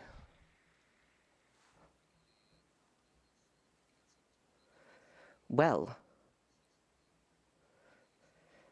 if the Prime Minister keeps behaving like an autocrat, he might have a chance to run for election again. People voted in the Liberals with the climate in mind. They also voted in the government with trade negotiations in mind, and the Prime Minister is neglecting both of these files. He is not doing what he said he would, and he is doing what he said he would not. Why doesn't he listen to his former minister? Mr. Speaker, I am continuing to work towards our climate goals because we need major investments, not just rules. We need investment in clean electricity in Quebec, in nuclear power in Alberta and Ontario. We need investment in carbon capture. We will get all of this done. The honourable member for Belleuil-Chambly. Mr. Speaker, the Prime Minister seems to think that nuclear energy is clean energy. This is the Prime Minister who is getting rid of the emissions cap, including for the production of electricity. When you lose your voters, it's hard to get them back. For his own good, then, will the Prime Minister give up his oil agenda, restore his climate agenda, and start caring about Quebec? The Right Honourable Prime Minister. Mr. Speaker, we will strengthen our climate agenda. We have only begun to invest in the sector. For example, in the budget, there are $4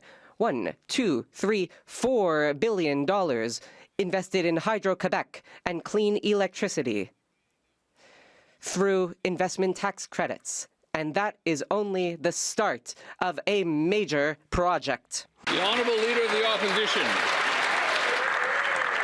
Liberals love to give corporate bailouts and handouts to companies that ship jobs out of our country.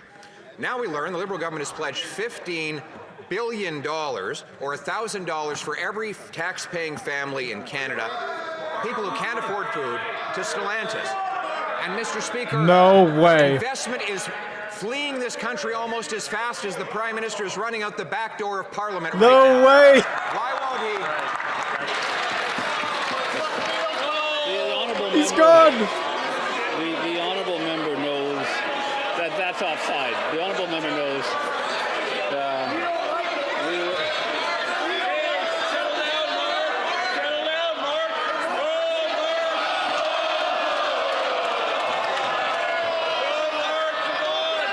No way, dude. That was offside.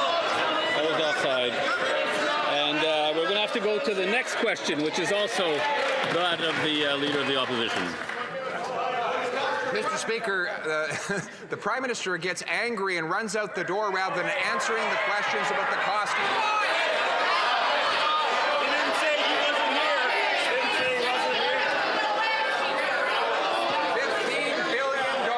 Out the door, $1,000 for every tax-paying family to a company that is shipping jobs out of the country.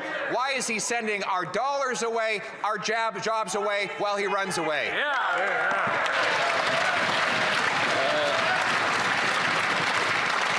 L'honorable ministre des Finances. The Honourable Minister of Finance.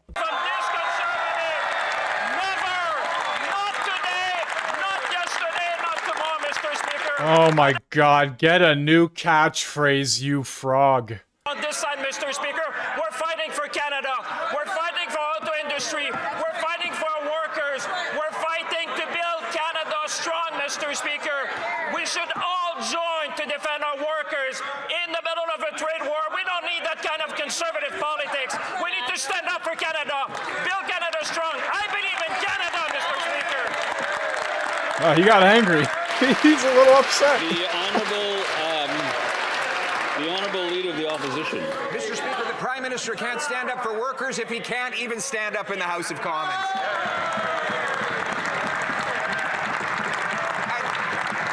And that Finance Minister is the one that signed the sweetheart $15 billion subsidy deal. I've got company here. Just do the job. I've got company. I didn't hear the beginning of the question. The member did lose one question, but I'd like him to start from the top on that one. The Prime Minister cannot stand up for workers if he cannot even stand up and answer my questions, Mr. Speaker. And that Finance Minister is not stood up for workers either. He signed a $15 billion sweetheart subsidy deal with Stellantis. And now, that same company, taking our tax dollars, the equivalent of $1,000 for every family in Canada, is shipping the jobs to the United States of America. The current industry minister says she has not even read the $15 billion contract. Has the Prime Minister even read the contract, or did he simply look at the $15 billion deal and say, who cares? The Honourable Minister of Finance. Mr. Speaker, Canadians who are watching at home are looking at someone whose only need is ever made was to come to this House, Mr. Speaker. On this side of the House, Mr. Speaker, we have always stood to make sure we will build this country. We will attract investment, Mr. Speaker. He should be ashamed. Ask Canadian, when is the last deal he brought in this country, Mr. Speaker? Ask him when he created one job in his country apart his own job, Mr. Speaker. On this side of the House, we will always stand for workers. We will bring investment. We will build a strongest economy in the G7 because we believe in Canada. We're going to fight, Mr. Speaker, every single day for Canada. The honourable leader of the opposition. You're going to go and report to the Prime Minister to the Witness Protection Program because he refuses to stand in this House and answer about his government's expenditure of $15 billion, $1,000 for every Canadian family to one company, supposedly to create jobs. That same company now ships those jobs south of the border, and the government is covering up the contract. Yesterday, we learned from the company that they don't have any reason to retract the contract. So why doesn't the government release the full details of the contract so that Canadians can find out how badly the Prime Minister ripped them off? The Honourable Minister of Industry. 3 points. First, he should ask the member from Windsor-Tecumseh from his side of the House whether she agrees with what he says regarding the Stellantis workers in Windsor. Second, when it comes to the documents, the committee members will have access to all the documents. That's a moot question. Third, when it comes to what is happening with Stellantis at Brampton, we had a contract. They broke the contract. Stellantis did. We'll get our money back, Mr. Speaker. The honourable leader of the opposition. 3 points, Mr. Speaker, about this $15 billion bailout and handout. She didn't read the contract, she didn't read the contract, and she didn't read the contract. How can she possibly claim she's going to get the money back when she doesn't know what legal powers are in the contract? Because she admits she didn't read the contract, Mr. Speaker. So my question to her, as families are lining up at food banks because they can't afford food? How does she justify charging every single household $1,000 for a handout to a company shipping jobs south of the border? The Honourable Minister of Industry. Mr. Speaker, first and foremost, I didn't admit that. Second, I read the contract. And third, the committee members will have all the details. That being said, Mr. Speaker, what we'll do is we will fight for these jobs. We know that the workers are affected in the auto sector, in the steel sector, by the unjustified and unjustifiable American tariffs. And we will make sure that we get these jobs back to Canada, and we'll fight for every single job, Mr. Speaker. The Honourable Leader of the Opposition. Madam Speaker, I had the honour to stand with the Unifor workers in Brampton who were out in the rain and the cold. There was not a Liberal around, not a word from the Prime Minister. All of them wanted to know what was happening with their jobs. The Liberals had given money to Stellantis for that plant, given $15 billion to Stellantis for another plant. And those workers, out in the cold, unable to afford their mortgages, were wondering how it was possible for this Prime Minister to give $15 billion without even guaranteeing their jobs. Does he have the courage to stand up now and explain it to their face? The Honourable Minister of Industry. Mr. Speaker, I don't need any lesson. We don't need at least any lesson from the Conservatives when it comes to courage and standing up for workers that are union. Point of order. My ears hurt after listening to Melanie, Mr. Speaker. I was even talking to Lana Payne a bit earlier today, because you know what she was telling me? She was saying to me how much the Harper government and the Conservative government in 2009, when the government at the time decided to bail out GM and Chrysler, they did nothing to protect the workers, and that is what is their record when it comes to the auto sector. The Honourable Leader of the Opposition. Well, Mr. Speaker, the Prime Minister asked an interesting question. Who cares? Who cares, he asked. Well, he's not there, so he doesn't care, Mr. Speaker.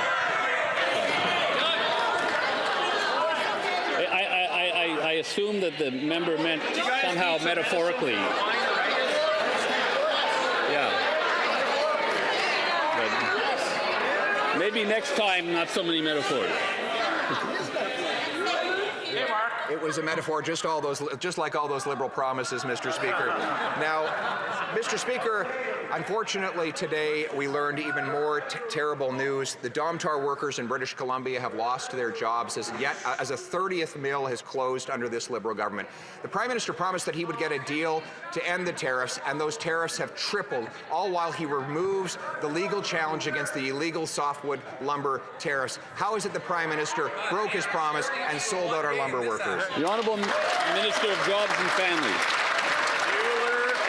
I'm glad the member opposite has realized there is a trade war. That trade war is creating challenging times for the people of Crofton, and we understand that. I was on the phone with the CEO today working on new solutions to retool that mill. I was on the phone with the Minister of Forestry looking at new fiber solutions for the mill. We are standing up for the forestry industry. They just complain. The Honourable Member for Repentigny. Mr. Speaker, the Prime Minister promised to build one Canadian economy. He wasn't lying. He built one sole economy, one filthy Western oil economy, pipelines. He said he was building a pipeline due to Donald Trump, but not 1 inch of pipeline will be built during the Trump presidency. However, the pipeline will pollute for the next 40 years. This is a betrayal not just of Quebec, but of all the countries who have not given up the fight against climate change. How can these Liberals look themselves in the mirror? The Honourable Minister of the Environment and Climate Change. Mr. Speaker, I am happy to talk about how we will build Canada strong. When we talk about this, we are talking about hydroelectricity in Iqaluit, the high-speed train between Toronto and Quebec City, all using Canadian steel and aluminum. These are very important projects, and there will be many others. For example, the graphite mine in Quebec. They will create good jobs in Canada and a strong future for our country. The Honourable Member for Repentigny. Mr. Speaker, regardless of what the minister said, Quebecers did not vote in Liberals for them to abandon the fight against climate change and transform Canada into a planetary nuisance. They did not vote for Liberals in order to get a pipeline rammed down the throat of another province. They did not vote for Liberals in order to make our children live through more and more natural disasters. Quebecers did not vote for that. And there's a lot of Liberals who did not vote for that either. Are they not fed up with swallowing this dreck? L'honorable ministre de l'identité de la culture canadienne. The Honourable Minister of Identity and Canadian Culture. Mr. Speaker, this morning, I learned that the separatist movement wants to impose a loyalty test on Quebec artists. I wonder if the Bloc believes in that. It would be surprising because they didn't talk about culture during the budget debate.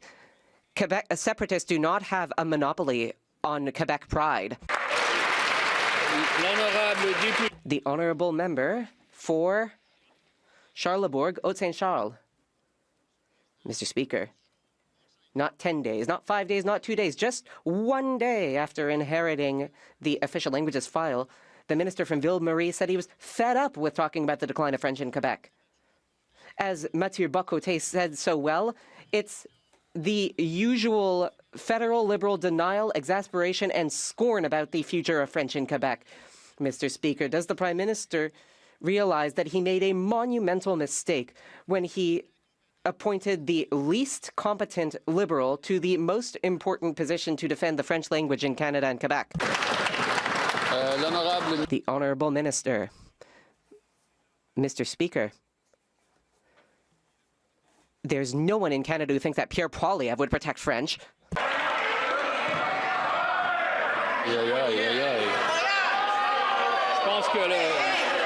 I think, yes.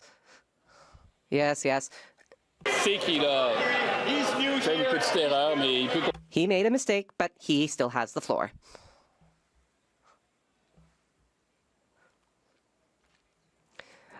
I retract the member's name, Mr. Speaker. I know the current member for Carleton will do more to defend French than the previous member for Carleton. The Honourable Member for Charlesbourg, Haute-Saint-Charles. The opposition would never have appointed a unilingual Anglophone Governor-General, I can say that much.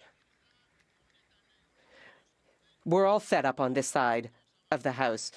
Like all Quebecers, Conservatives are fed up with former Justin Trudeau ministers, fed up with ministers who break our immigration system, fed up with ministers who refuse to recognize the decline of French, fed up with ministers that don't care about Quebec culture. Mr. Speaker, when will the Prime Minister also get fed up with this new minister?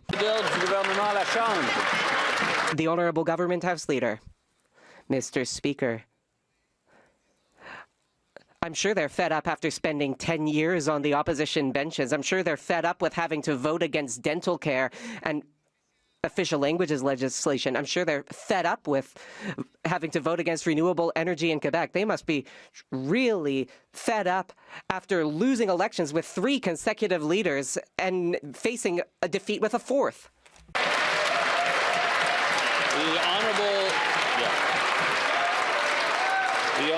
The honourable member for Thornhill. Mr. Speaker, the Liberal government handed Algoma Steel $400 million and got 0 Canadian jobs in return. Now, 1,000 workers in Sault Ste. Marie are getting pink slips just weeks before Christmas. Worse, the Liberals knew about these layoffs, and they wrote them the check anyway. They looked steelworkers in the eye and promised to fight for them. The promise turned out to be a $400 million lie, and they knew it from day one. So can anyone over there explain why corporate welfare matters more than Canadian jobs? The Honourable Minister of Jobs and Families.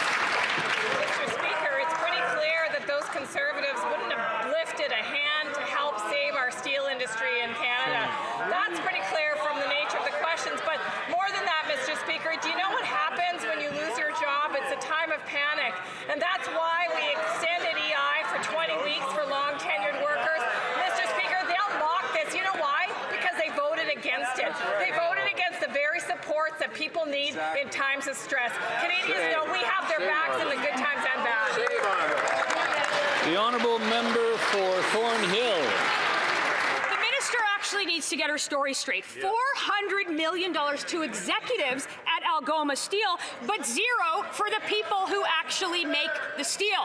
And that means 1,000 people are out in the cold at Christmas. Nobody over there has a reasonable explanation for this deal. And this isn't the first time that this mega dollar mess has been caused. The Liberal minister already admitted that she doesn't read contracts. So I want to know, did Algoma Steel catch the minister not reading, or is it that just the minister doesn't care? Yeah! The Honourable Minister of Jobs and Families. Speaker, I know they don't know much about working together and collaboration, but Doug Ford does. The Premier of Ontario is working just as hard as this government to save those jobs in Sault Ste. Marie. That's why we made a $400 million loan to Algoma Steel, because we know that those jobs are important, that that company is important to the future of Canada, and that we need a sovereign steel industry in this country. These guys would have let it all go, Mr. Speaker. That's pretty clear. The Honourable Member for Hamilton East, Stony Creek. Yesterday we found out that the Liberals knew Algoma was planning to lay off 1,000 steel workers before giving the company $400 million. I guess the Prime Minister was speaking the truth. He really doesn't care about protecting Canadian jobs. You know who does care? Conservatives care. And so do the thousands of Hamilton steel and manufacturing workers who go to bed every night wondering if they're going to have a job in the morning. Why is it with these Liberals there's always a guarantee for corporate welfare, but zero guarantees for the Canadian worker? L'Honorable Ministre de l'Industrie. When my colleague is talking about corporate welfare, what I'm saying to him is actually that workers are worth every dime, and particularly Algoma ones in light of the American unjustified tariffs. And that is exactly why we decided, along with the Conservatives in Ontario, actually with Doug Ford's government, to support the company as it was facing existential threat. The company was not going well. We knew we needed to help. We decided to make the investments, and meanwhile, we know that the future can be brighter because we're working on two things: a steel plant, a beam mill, and a plate mill for defense and infrastructure. Oh boy. Melanie doesn't even know.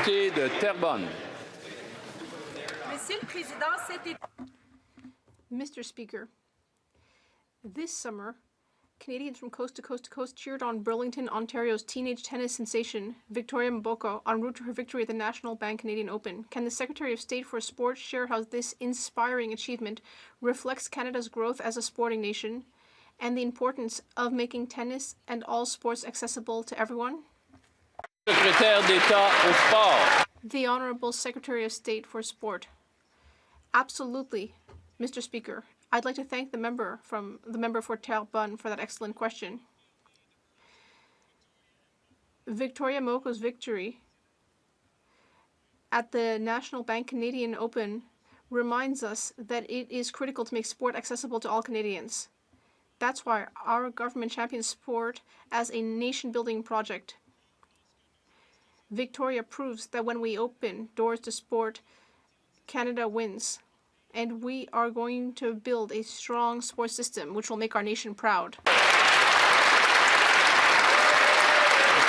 The Honourable Member for Dufferin-Caledon. It's time for some facts on the Stellantis contract in the Brampton Assembly Plant. Fact, the Minister of Industry didn't read the contract and as a reward was promoted to Finance Minister.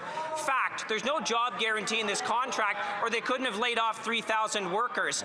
Fact, they gave $200 million to Stellantis with no conditions. Even Ontario didn't advance the money exactly because of that. Fact, 3,000 auto workers in Brampton are out of work and struggling to make ends meet. How the hell are they so incompetent? Good question.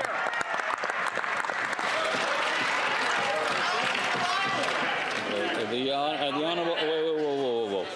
Whoa. Let's be careful about. Let's be careful about some of the words we use. People are watching at home. Their kids are watching.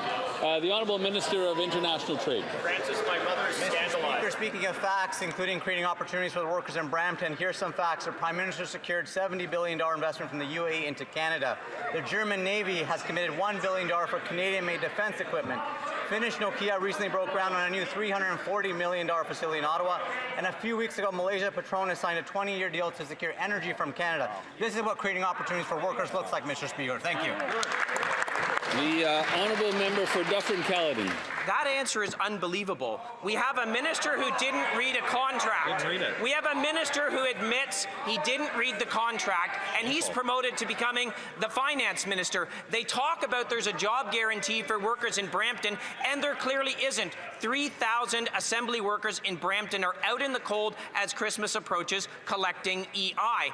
They talk about some contracts and other things, but are doing nothing to get the workers back into their plants. They talk about extended EI. I've met with those workers. They want to be in the plant. They want their jobs back. What are they doing to get the jobs back for those workers? The Honourable Minister of National Defence. Speaker, here's what is believable. 37,922 jobs through 15 procurement projects across this country. $106.3 billion of investment in our defense sector. The opposition should clamp down on the negativism, help build this country forward, get behind our defense sector, get behind our defense industrial strategy. Let's grow this economy for our people and our future. The honourable member for Carlton Trail Eagle Creek. After being ordered to hand over their multi-billion-dollar subsidy deal with Stellantis unredacted, the Liberals refused, with senior officials blaming the company, stating, and I quote, Stellantis outlined every redaction they felt to be necessary, and that they were, quote, comfortable with the redactions they proposed. Problem is, Stellantis has now gone public, saying they never asked for the documents to be blacked out. Will the minister tell us why her officials lied to committee and Canadians? That's a good question.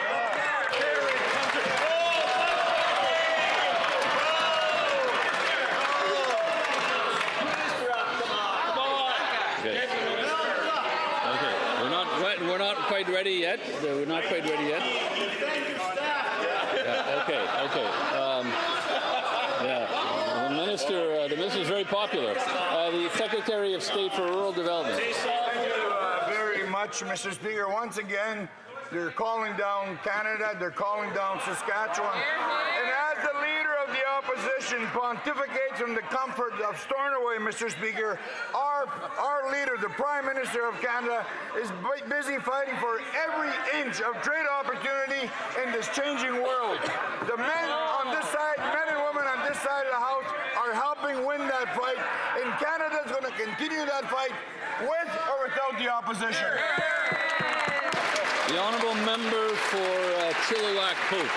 The Prime Minister promised Canadians he was going to negotiate a win with the Americans and that he could handle Donald Trump.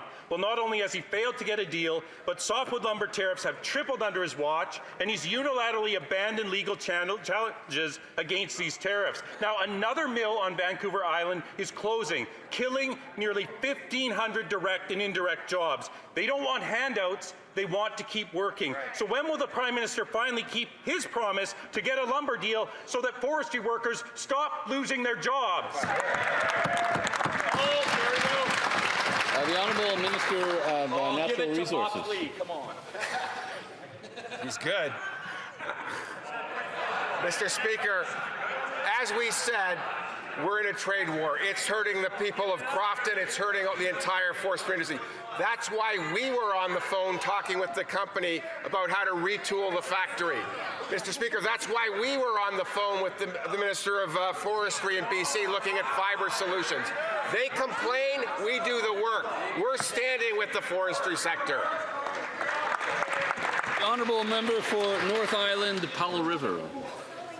Devastated, gutted, heartbroken. Just three of the emotions I felt after learning 375 Canadians would be losing their jobs with the closing of the Crofton Mill. These are Canadians with mortgage payments, with young families, Canadians who were already struggling with the rising cost of living before receiving this terrible news. This government promised to support our workers and secure market access for our goods. Instead, lumber tariffs have tripled and thousands of Canadians have lost their jobs. If their so-called plan is really working, can they guarantee guarantee that no more mills in Canada will close as a result.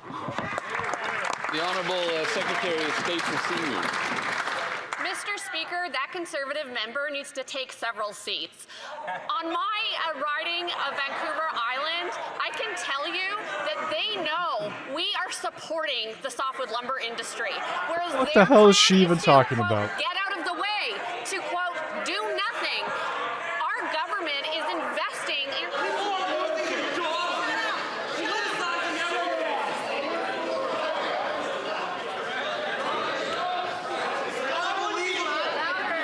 The Honourable Member for Mission Matsqui, Abbotsford.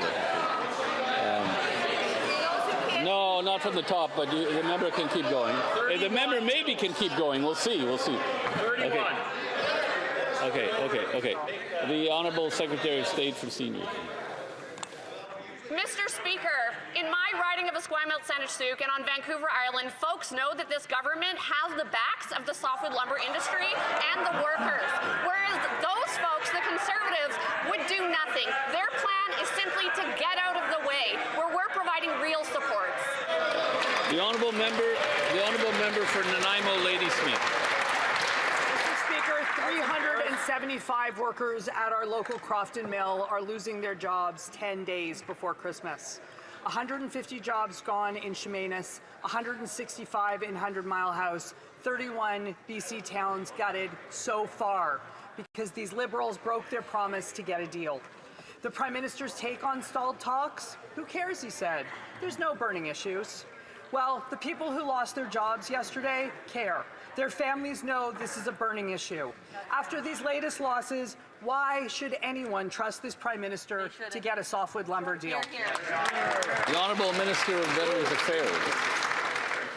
Mr. Speaker, the softwood lumber industry is incredibly important to British Columbia, and we stand with the workers, the 375 individuals. We are here to stand with them. British Columbia knows the importance of this industry, and this government is going to invest in it to support them. Here. The Honourable Member for Ponoka-Disbury. Mr. Speaker, this morning the radical ex-Minister of the Environment and Greenpeace stuntman said, "I sincerely doubt that the new pipeline will ever get built." As the head of the Liberal Keep It in the Ground caucus, he has continuously poured cold water on the MOU, saying that there's no project, no route, no consensus, and no private sector proponent. The former minister knows what the Prime Minister won't admit, that the West Coast tanker ban makes any project impossible. Will the Prime Minister repeal the tanker ban so we can get our resources to market, or is a new pipeline really just a pipe dream? The Honourable Minister of Natural Resources. Mr. Speaker, the member opposite should speak with the Premier of Alberta, who seems very hopeful that we can work together. Rather than put Canada down, we can work together to build this country in an environmentally responsible way in partnership with Indigenous peoples. That's how we build Canada strong. Member for Ponoka-Disbury. Prime Minister isn't serious about building a pipeline. His former orange jumpsuit minister has said that an MOU with Alberta was not an approval of a pipeline. He knows His that a decade former of orange his jumpsuit minister. has made it impossible to find a private Holy sector shit. proponent. Just like the NDP Premier of British Columbia, this Prime Minister is hiding behind a tanker ban that blocks Canadian resources from getting to market and will block any future projects. All while U.S. tankers can sail freely through the very same Canadian waters. Will this Prime Minister admit that the last decade of Liberal rule has been a failure and repeal all of the stupid job-killing Trudeau laws?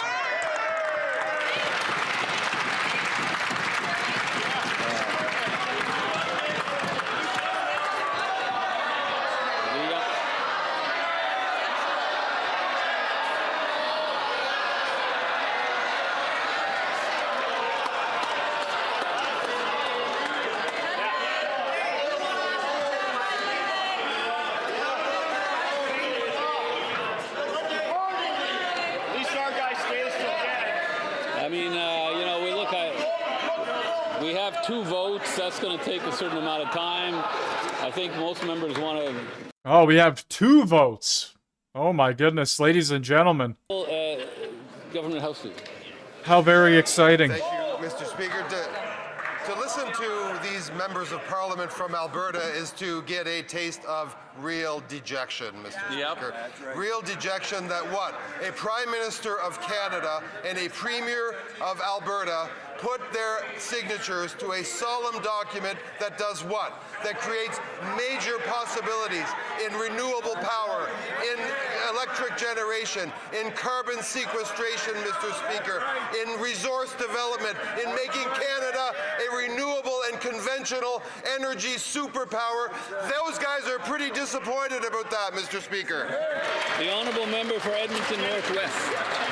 The Prime Minister disrespected chiefs by shutting them out of the MOU consultations and discussions with Alberta. The Prime Minister talked down to First Nation chiefs yesterday at AFN about not breaking trust for 20 minutes, but then he completely ignored all questions from Alberta First Nations. The Prime Minister is breaking trust with First Nations, he's breaking trust with investors, he's breaking trust with Albertans, British Columbians, his caucus and his own cabinet on whether he'll build a pipeline or not. Will he show real leadership by committing to a pipeline today or continue to just divide Canadians? Yeah, way to go, Bill! The Honourable Parliamentary Secretary to the Minister for Crown Indigenous Relations. Mr. Speaker, our government continues to respect and acknowledge the important work that they're doing as First Nations leaders across this country. Our ministers have been busy all week listening to rights holders, going to the meetings. I myself, as a former First Nations National Youth Council member and a former regional chief, know the important work that goes into the development of resolutions, all of the different debates that they have. Our government is listening, and we look forward to building our country together with First Nations.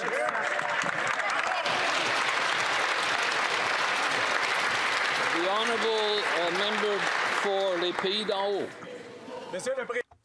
Mr. Speaker, Canada and especially Quebec have a world-leading aerospace industry. We are currently building the strongest economy in the G7, and our aerospace sector, which in Quebec alone generates $15 billion in GDP with more than 40,000 jobs, will play a huge role in that.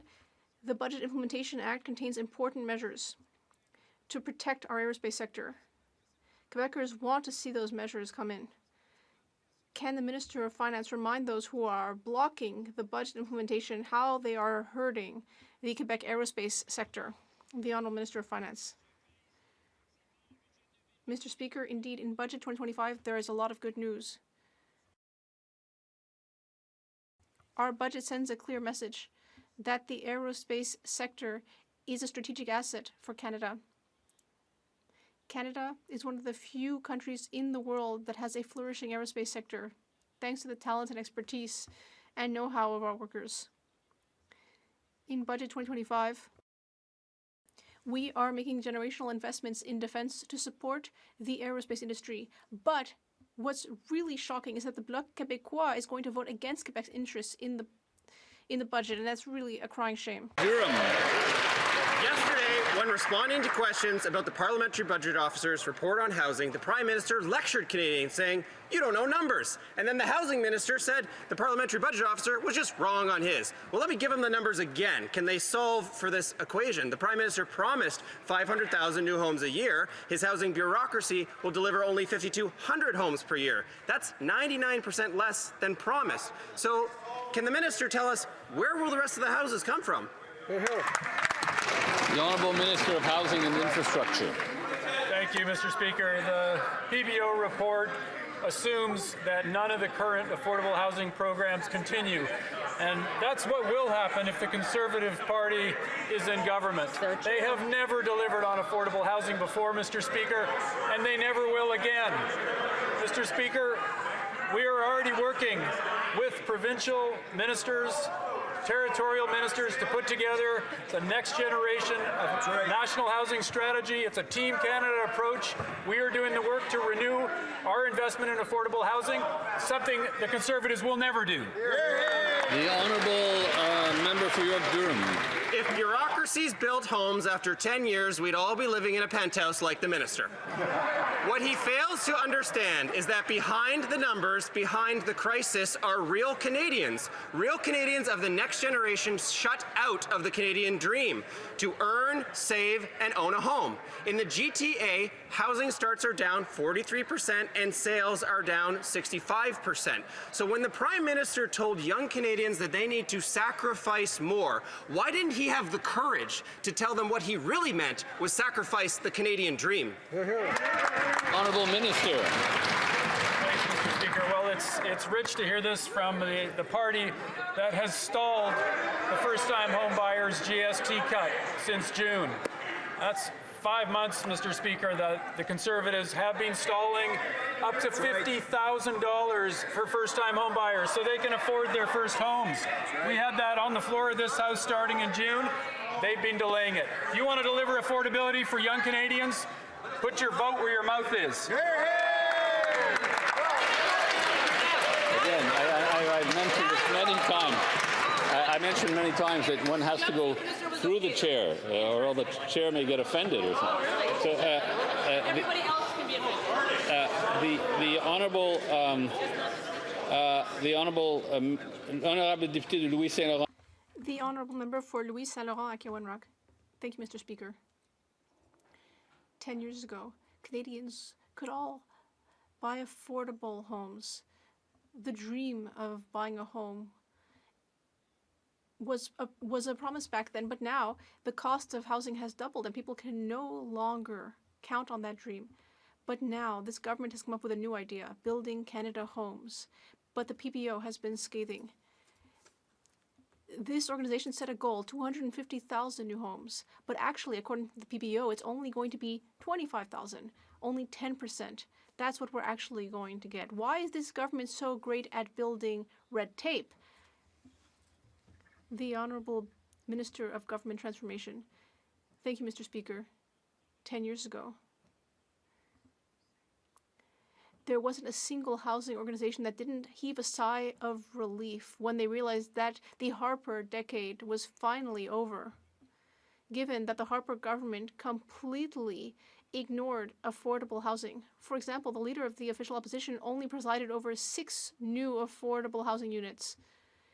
It's shocking to see these Quebec members think that their party is doing such a great job, when actually they're ignoring reality. On this side of the House, we are investing historic sums in affordable housing, and the PBO has not considered some of those programs. Député de Dorval-Lachine-Lasalle. Mr. Speaker, yesterday, after weeks of Conservative delays, the Justice Committee finally resumed its work on the Combating Hate Act, and we will continue that work on Thursday. But, Mr. Speaker, will they make sure bail reform is passed before Christmas? Could the minister speak to the importance of keeping this work moving so that Canadians can see these important justice reforms take place? Thank you so much. The Honourable Secretary of State for Combating Crime. Mr. Speaker, Canadians have been clear that they want stronger protections in the face of rising hate, and they want meaningful bail reform, Mr. Speaker. After weeks of Conservative delay tactics and stalling in committee, I'm really happy to see that they might move forward on the Combating Hate Crime legislation on Thursday. But however, Mr. Speaker, when it comes to bail reform, the Conservatives are complete hypocrites. Our bail reform legislation will make sentences harsher for criminals, and it will end bail for serious and repeat offenders, Mr. Speaker. But of course, they don't want that to pass, because what would they use for their clickbait? L'honorable député de Beauce. The Honourable Member for Beauce. Mr. Speaker, my father once promised me that if I worked hard, I could buy a good home to raise my family. Today, can I say the same thing to my daughters? No, Mr. Speaker. Over the last decades, Liberals doubled the cost of housing. And what are they doing to fix this problem? They're creating more red tape with Building Canada homes. For what, $3.2 million homes? Wow, impressive. Will the Minister of Housing rise today and admit that this housing program is a total failure? The Honourable Minister of Government Transformation. Thank you, Mr. Speaker. What is really a total failure is the Conservatives who voted against a budget with historic investments in housing. With a tax cut for 22 million Canadians, with a decrease on taxes on homes for first-time homebuyers. That's the real failure. Thank you, Mr. Speaker. Member for Vancouver Kingsway. Mr. Speaker, this Liberal government is telling Canadians to sacrifice during a jobs crisis. They have no money to sign pharmacare agreements or meet their housing promises. But today, we find out they gave $400 million to Algoma Steel when they knew they were cutting 1,000 jobs. And they gave $100 million more than they admitted to Stellantis, who cut 3,000 jobs. Why did the Liberals give $500 million to companies that just eliminated 4,000 Canadian jobs? The Honourable Minister of Jobs and Family. While the member opposite talks about affordability for Canadians, I would just want to remind this House that it's the International Day of Persons with Disabilities, and we do have members here in Ottawa today that work so hard to make sure that people with disabilities have full opportunities to participate in the workforce, Mr. Speaker, something we should all take seriously. And that member voted against that very fund that supports that work, Mr. Speaker. He also voted against the Canada Disability Benefit, Mr. Speaker. People should be putting their money where their mouth is and standing up for Canadians who just want a fair shot to participate.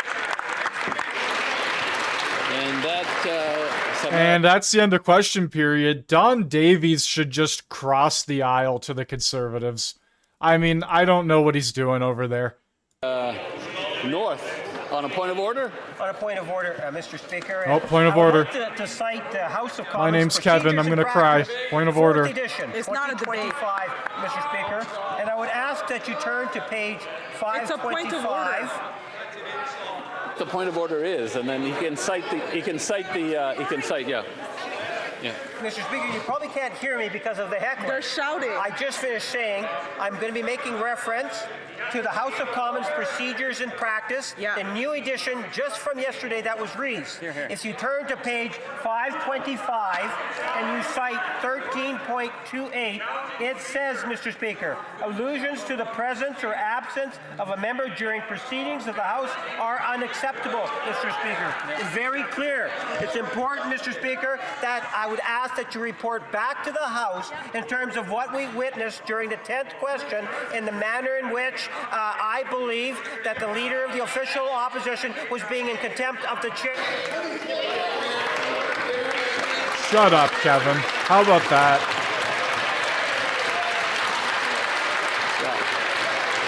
The Liberals once again attempting to filibuster. Unreal.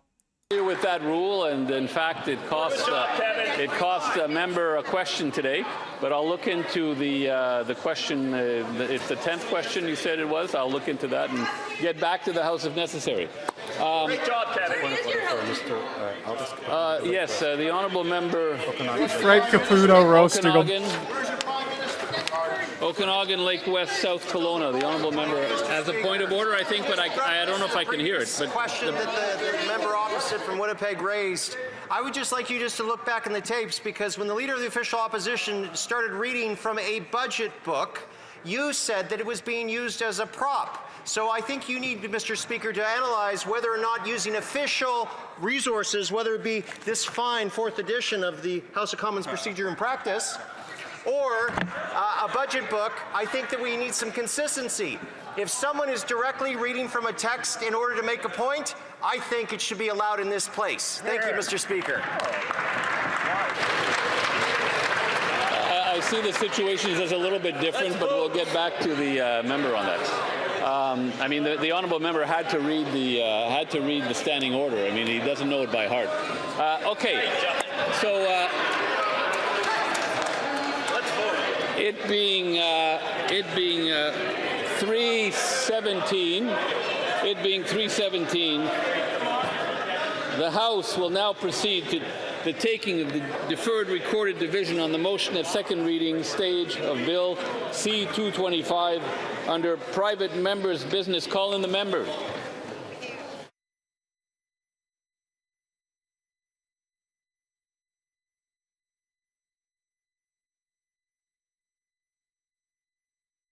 All right. The House is muted. This is an act to amend the criminal code. Yeah, all you have to do is Google C-225.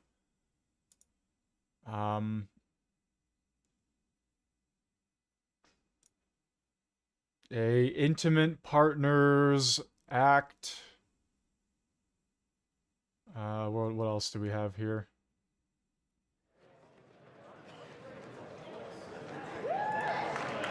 I don't know if that's the same bill or not. I can't tell. Anyway, we got members walking in. Here we go.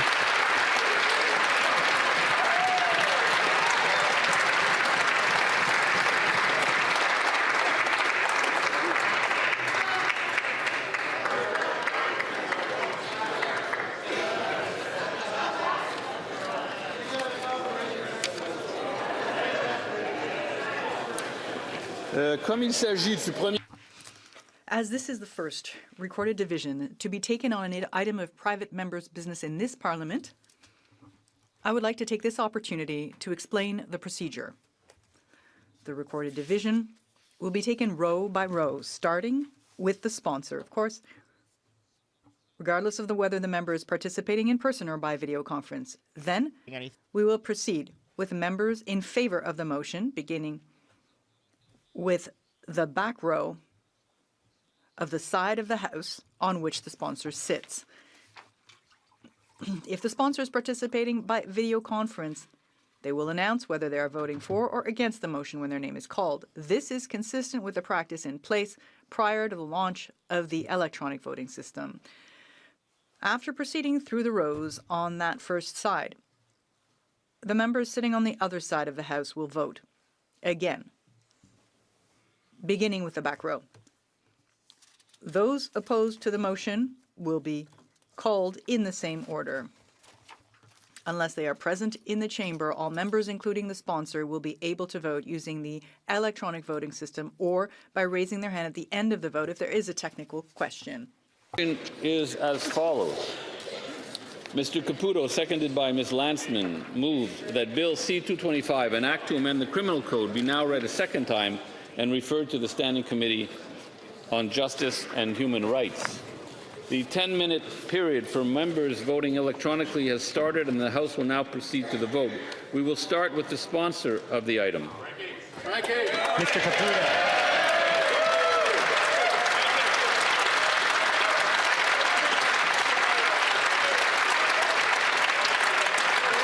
We will now proceed to members participating in person. All those at my left in favor of the motion will please rise. Mr. Kimmich. Mr. Kimmich. Mr. Nader. Mr. Nader. Mr. Gill, Abbotsford South Langley. Mr. Gill, Abbotsford South Langley. Monsieur Groslo. Monsieur Groslo. Mr. Guillemot. All right, so we have a conservative motion here for a second reading. Hopefully this passes. I guess we'll see. Conans. Mrs. Conans. Mr. Ruff. Mr. Ruff. Ms. Cronus. Ms. Cronus. Mr. Lawton. Mr. Lawton. Mr. Ma. Mr. Ma. Mr. Mahal. Mr. Mahal. Mr. Mantle. Mr. Mantle. Mr. Reynolds. Mr. Reynolds. Mr. Rowe. Mr. Rowe. Mr. Stevenson. Mr. Stevenson. Mr. Strauss. Mr. Strauss. Fourth row. Sorry. Oh, sorry, fifth row on my left. Mr. Morrison. Mr. Morrison. Mr. Lewis Essex. Mr. Lewis Essex. Mr. McLean, Calgary Centre. Mr. McLean, Calgary Centre. Mr. Patser. Mr. Patser. Mr. Leslie. Mr. Leslie. Anderson. Mr. Anderson. Mr. Anderson. Mrs. Anstey. Mrs. Anstey. Mr. Au. Mr. Au. Mr. Baber. Mr. Baber. Mr. Bailey. Mr. Bailey. Monsieur Bélanger, Sudbury Est, Manitoulin, Nickelbelt. Monsieur Bélanger, Sudbury Est, Manitoulin, Nickelbelt. Mr. Bexty. Mr. Bexty. Mr. Bonk. Mr. Bonk. Ms. Kobania. Ms. Kobania. Cody. Mrs. Cody. Mrs. Cody. Mr. Davies, Niagara South. Mr. Davies, Niagara South. Mr. Dawson. Mr. Dawson. Ms. DeRitter. Mrs. DeRitter. Mr. Gill, Calgary Skyview. Mr. Gill, Calgary Skyview. Mr. Gill, Brampton West. Mr. Gill, Brampton West. Mr. Gill, Calgary McKnight. Mr. Gill, Calgary McKnight. Mr. Gill, Windsor West. Mr. Gill, Windsor West. Mr. Davies, Vancouver Kingsway. Fourth row on my left. Mr. Tolmie. Mr. Tolmie. Monsieur Lefebvre. Monsieur Lefebvre. Mr. Arnold. Mr. Arnold.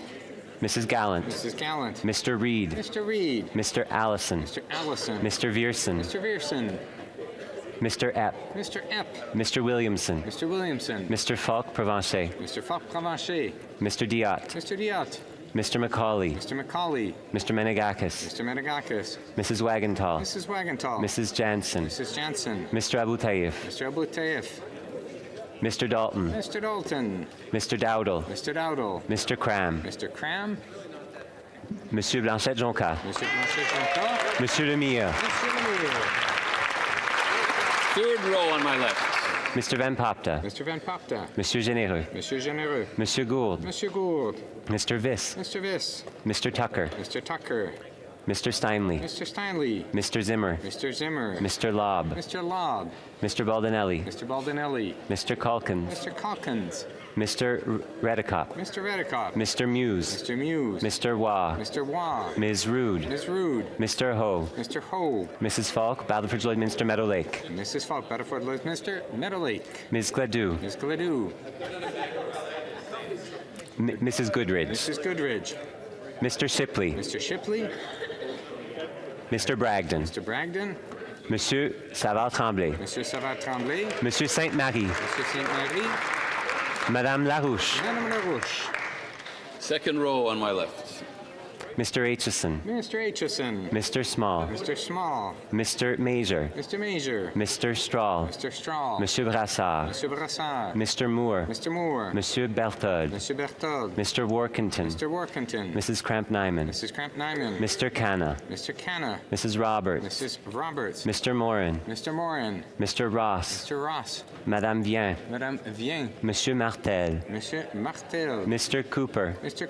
Cooper. Mr. Lloyd. Mr. Lloyd. Mr. Lawrence. Mr. Lawrence. Monsieur Champoux. Monsieur Champoux. Monsieur Deschamps. Monsieur Deschamps. First row on my left. Mr. Doherty. Mr. Doherty. Mr. Schmale. Mr. Schmale. Mr. Brock. Mr. Brock. Mr. Bazan. Mr. Bazan. Mrs. Block. Mrs. Block. Mrs. Thomas. Mrs. Thomas. Monsieur Deltel. Monsieur Deltel. Ms. Lansman. So it would appear that the Conservatives and Bloc are teaming up on this. I'm not sure if the NDP are as well. I wasn't here. Mr. Albus. Mr. Albus. Monsieur Simard. Monsieur Simard. Monsieur Fortin. Monsieur Fortin. All those at my right in favor of the motion will please rise. Sixth row on my right. Ms. Fancy. Mr. Fanjoy. Wow. Mr. Greaves. Mr. Greaves. Ms. Ladies Harrison. and gentlemen, wow. Ms. McKelvey. No, Ms. Hurdle. Correction. Ms. Hurdle. Ms. Hurdle. Monsieur Joseph. Monsieur Joseph. Mr. McDonald Cardigan. Mr. McDonald Cardigan. Mr. Mallet Bay of Quinty. Mr. Mallet Bay of Quinty. Ms. Miedema. Ms. Miedema. Madame Mingarelli. Madame Mangarelli. Ms. Nathan. Ms. Nathan. Ms. Wien. Ms. Wien. Monsieur Tumba. Monsieur Tumba. Ms. O'Rourke. Ms. O'Rourke. Mr. Rana. Mr. Rana. Ms. Royer. Ms. Roy. Mr. Saini. Mr. Saini. Monsieur Sari. Monsieur Sari. Mr. Sawatsky. Mr. Sawatsky. Ms. Sodi. Ms. Sodi. Ms. Tesser Dirksen. Ms. Tesser Dirksen. Monsieur Villeneuve. Monsieur Villeneuve. Monsieur Watchhorn. Monsieur Watchhorn. Fifth row on my right. Ms. Yip. Ms. Yip. Mr. Baker. Mr. Baker. Monsieur d'Entremont. Monsieur d'Entremont. Madame Lalonde. Madame Lalonde. Mr. Pulowski. Mr. Pulowski. Mr. Zuberi. Monsieur Zuberi. Mr. Ailson. Mr. Ailson. Madame Lapointe, Rivière-de-Mille-Îles. Madame Lapointe, Rivière-de-Mille-Îles. Mr. Baines. Mr. Baines. Mr. Coteau. Mr. Coteau. Mr. Gahir. Mr. Gahir. Ms. Hefner. Ms. Hefner. Madame Lapointe, Sudbury. Madame Lapointe, Sudbury. Mr. Sousa. Mr. Sousa. Mr. Carr. Mr. Carr. Ms. Akan. Ms. Akan. Mr. Al Saoud. Mr. Al Saoud. Madame Auguste. Madame Auguste. Mr. Chang. Mr. Chang. Mr. Clark. Mr. Clark. Mr. Connors. Mr. Connors. Mr. Danko. Mr. Danko. Monsieur Deschênes-Thériault. Monsieur Deschênes-Thériault. Mr. Earl. Mr. Earl. Fourth row on my right. Yeah, fourth row on my right. Monsieur Yakano. Monsieur Yacono. Monsieur Lauzon. Mr. Lauzon. Mr. Maloney. Mr. Maloney. Ms. Suds. Miss Suds. Madame Desrochers. Madame Desrochers. Mrs. McKelvey. Mrs. McKelvey. Mr. Hanley. Mr. Hanley. Mr. Casey. Mr. Casey. Madame Fortier. Madame Fortier. Mr. Baptiste. Mr. Baptiste. Mr. Clausen. Mr. Clausen. Monsieur Ramsey. Monsieur Ramsey. Ms. Church. Ms. Church. Mr. McKinnon, Coquitlam, Port Coquitlam. Mr. McKinnon, Coquitlam, Port Coquitlam. Mr. Morrissey. Mr. Morrissey. Monsieur Schiefke. Monsieur Schiefke. Ms. Cedar Brampton South. Ms. Cedar Brampton South. Ms. Vandenbeld. Ms. Vandenbeld. Mrs. Zaid. Mrs. Zaid. Third row on my right. Mr. Duguid. Mr. Duguid. Mr. Erskine-Smith. Mr. Erskine-Smith. Mr. Fisher. Mr. Fisher. Mr. Dhaliwal. Mr. Dhaliwal. Madame Châtel. Madame Châtel. Mrs. Romanado. Mrs. Romanado. Mr. Lewis Kitchener-Conestoga. Mr. Lewis Kitchener-Conestoga. Mr. Assassi. Mr. Assassi. Mr. Grant. Mr. Grant.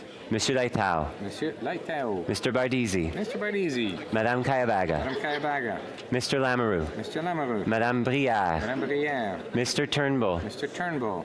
Mr. Kellaway. Mr. Kellaway. Monsieur Gay. Monsieur Gay. Mr. Hogan. Mr. Hogan. Madame Koutrakis. Madame Koutrakis. Ms. Chi. Miss Chi.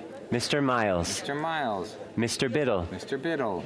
Monsieur Cormier. Monsieur Cormier. Ms. Dillon. Ms. Dillon. Ms. Zarovitz. Ms. Zerwitz. Monsieur El Khoury. Monsieur Khoury. Monsieur Fergus. Monsieur Fergus. Mr. Fonseca. Mr. Fonseca. Second row on my right. Ms. Fry. Ms. Fry. Ms. Chagger. Ms. Chagger. Mr. Osborne. Mr. Osborne. Mr. Fragascatos. Mr. Fragascatos. Mr. Fuhr. Mr. Fuhrer. Ms. Sahoda. Ms. Sahoda. Mr. Bellinger, Desnathe, Mississippi Churchill River. Mr. Belanger, Desanesi, Mississippi Churchill River. Ms. McKnight. Ms. McKnight. Ms. Chartrand. Ms. Chartrand. Mr. Garrettson. Mr. Garrettson. Mr. Sarai. Mr. Sarai. Ms. McLean, Esquimalt Saanich Suk. Ms. McLean, Esquimalt Saanich Suk. Mr. Long. Mr. Long. Madame Chanette. Madame Chanette. Mr. Nakfi. Mr. Nakfi. Mr. Housefather. Mr. Housefather. Madame Ménard. Madame Ménard. Monsieur Guilbeault. Monsieur Guilbeault. Ms. Jazik. Ms. Jazik. Ms. Scrow. Ms. Scrow. The first row on my right. Mr. Al. Yeah, it was the motion proposed by Frank Caputo, Conservative MP, and is being passed, it looks unanimously. So it looks like everybody's gonna vote on this one. Ananda Sangari. Mr. Ananda Sangari. Madame Michel. Madame Michel. Mr. Cedar Brampton East. Mr. Cedar Brampton East. Ms. Olszewski. Ms. Olszewski. Mr. Solomon. Mr. Solomon. Mrs. Valdez. Mrs. Valdez. Monsieur Duclos. Monsieur Duclos. Mr. Hussein. Mr. Hussein. Madame Petitpas-Taylor. Madame Petitpas-Taylor. Mr. Blair. Mr. Blair. Mr. Wilkinson. Mr. Wilkinson. All those at my left opposed to the motion will please rise. Sixth row. Fifth row. Fourth row. Third row. Second row.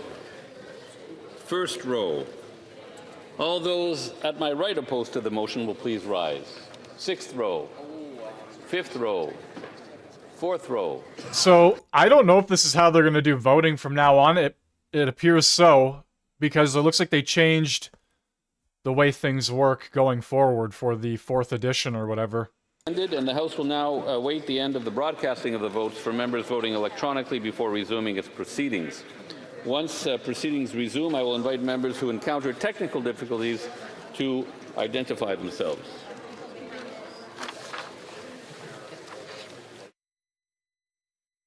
All right, we got electronic vote going on here. I think, yeah, it's going to pass 100%.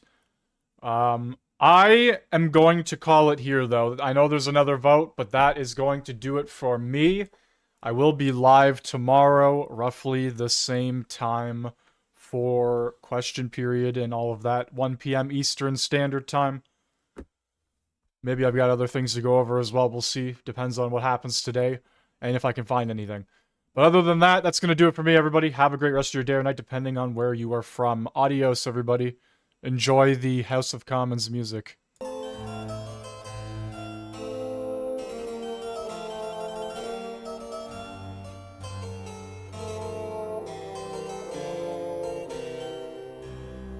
Gonna get copyright on that one for sure.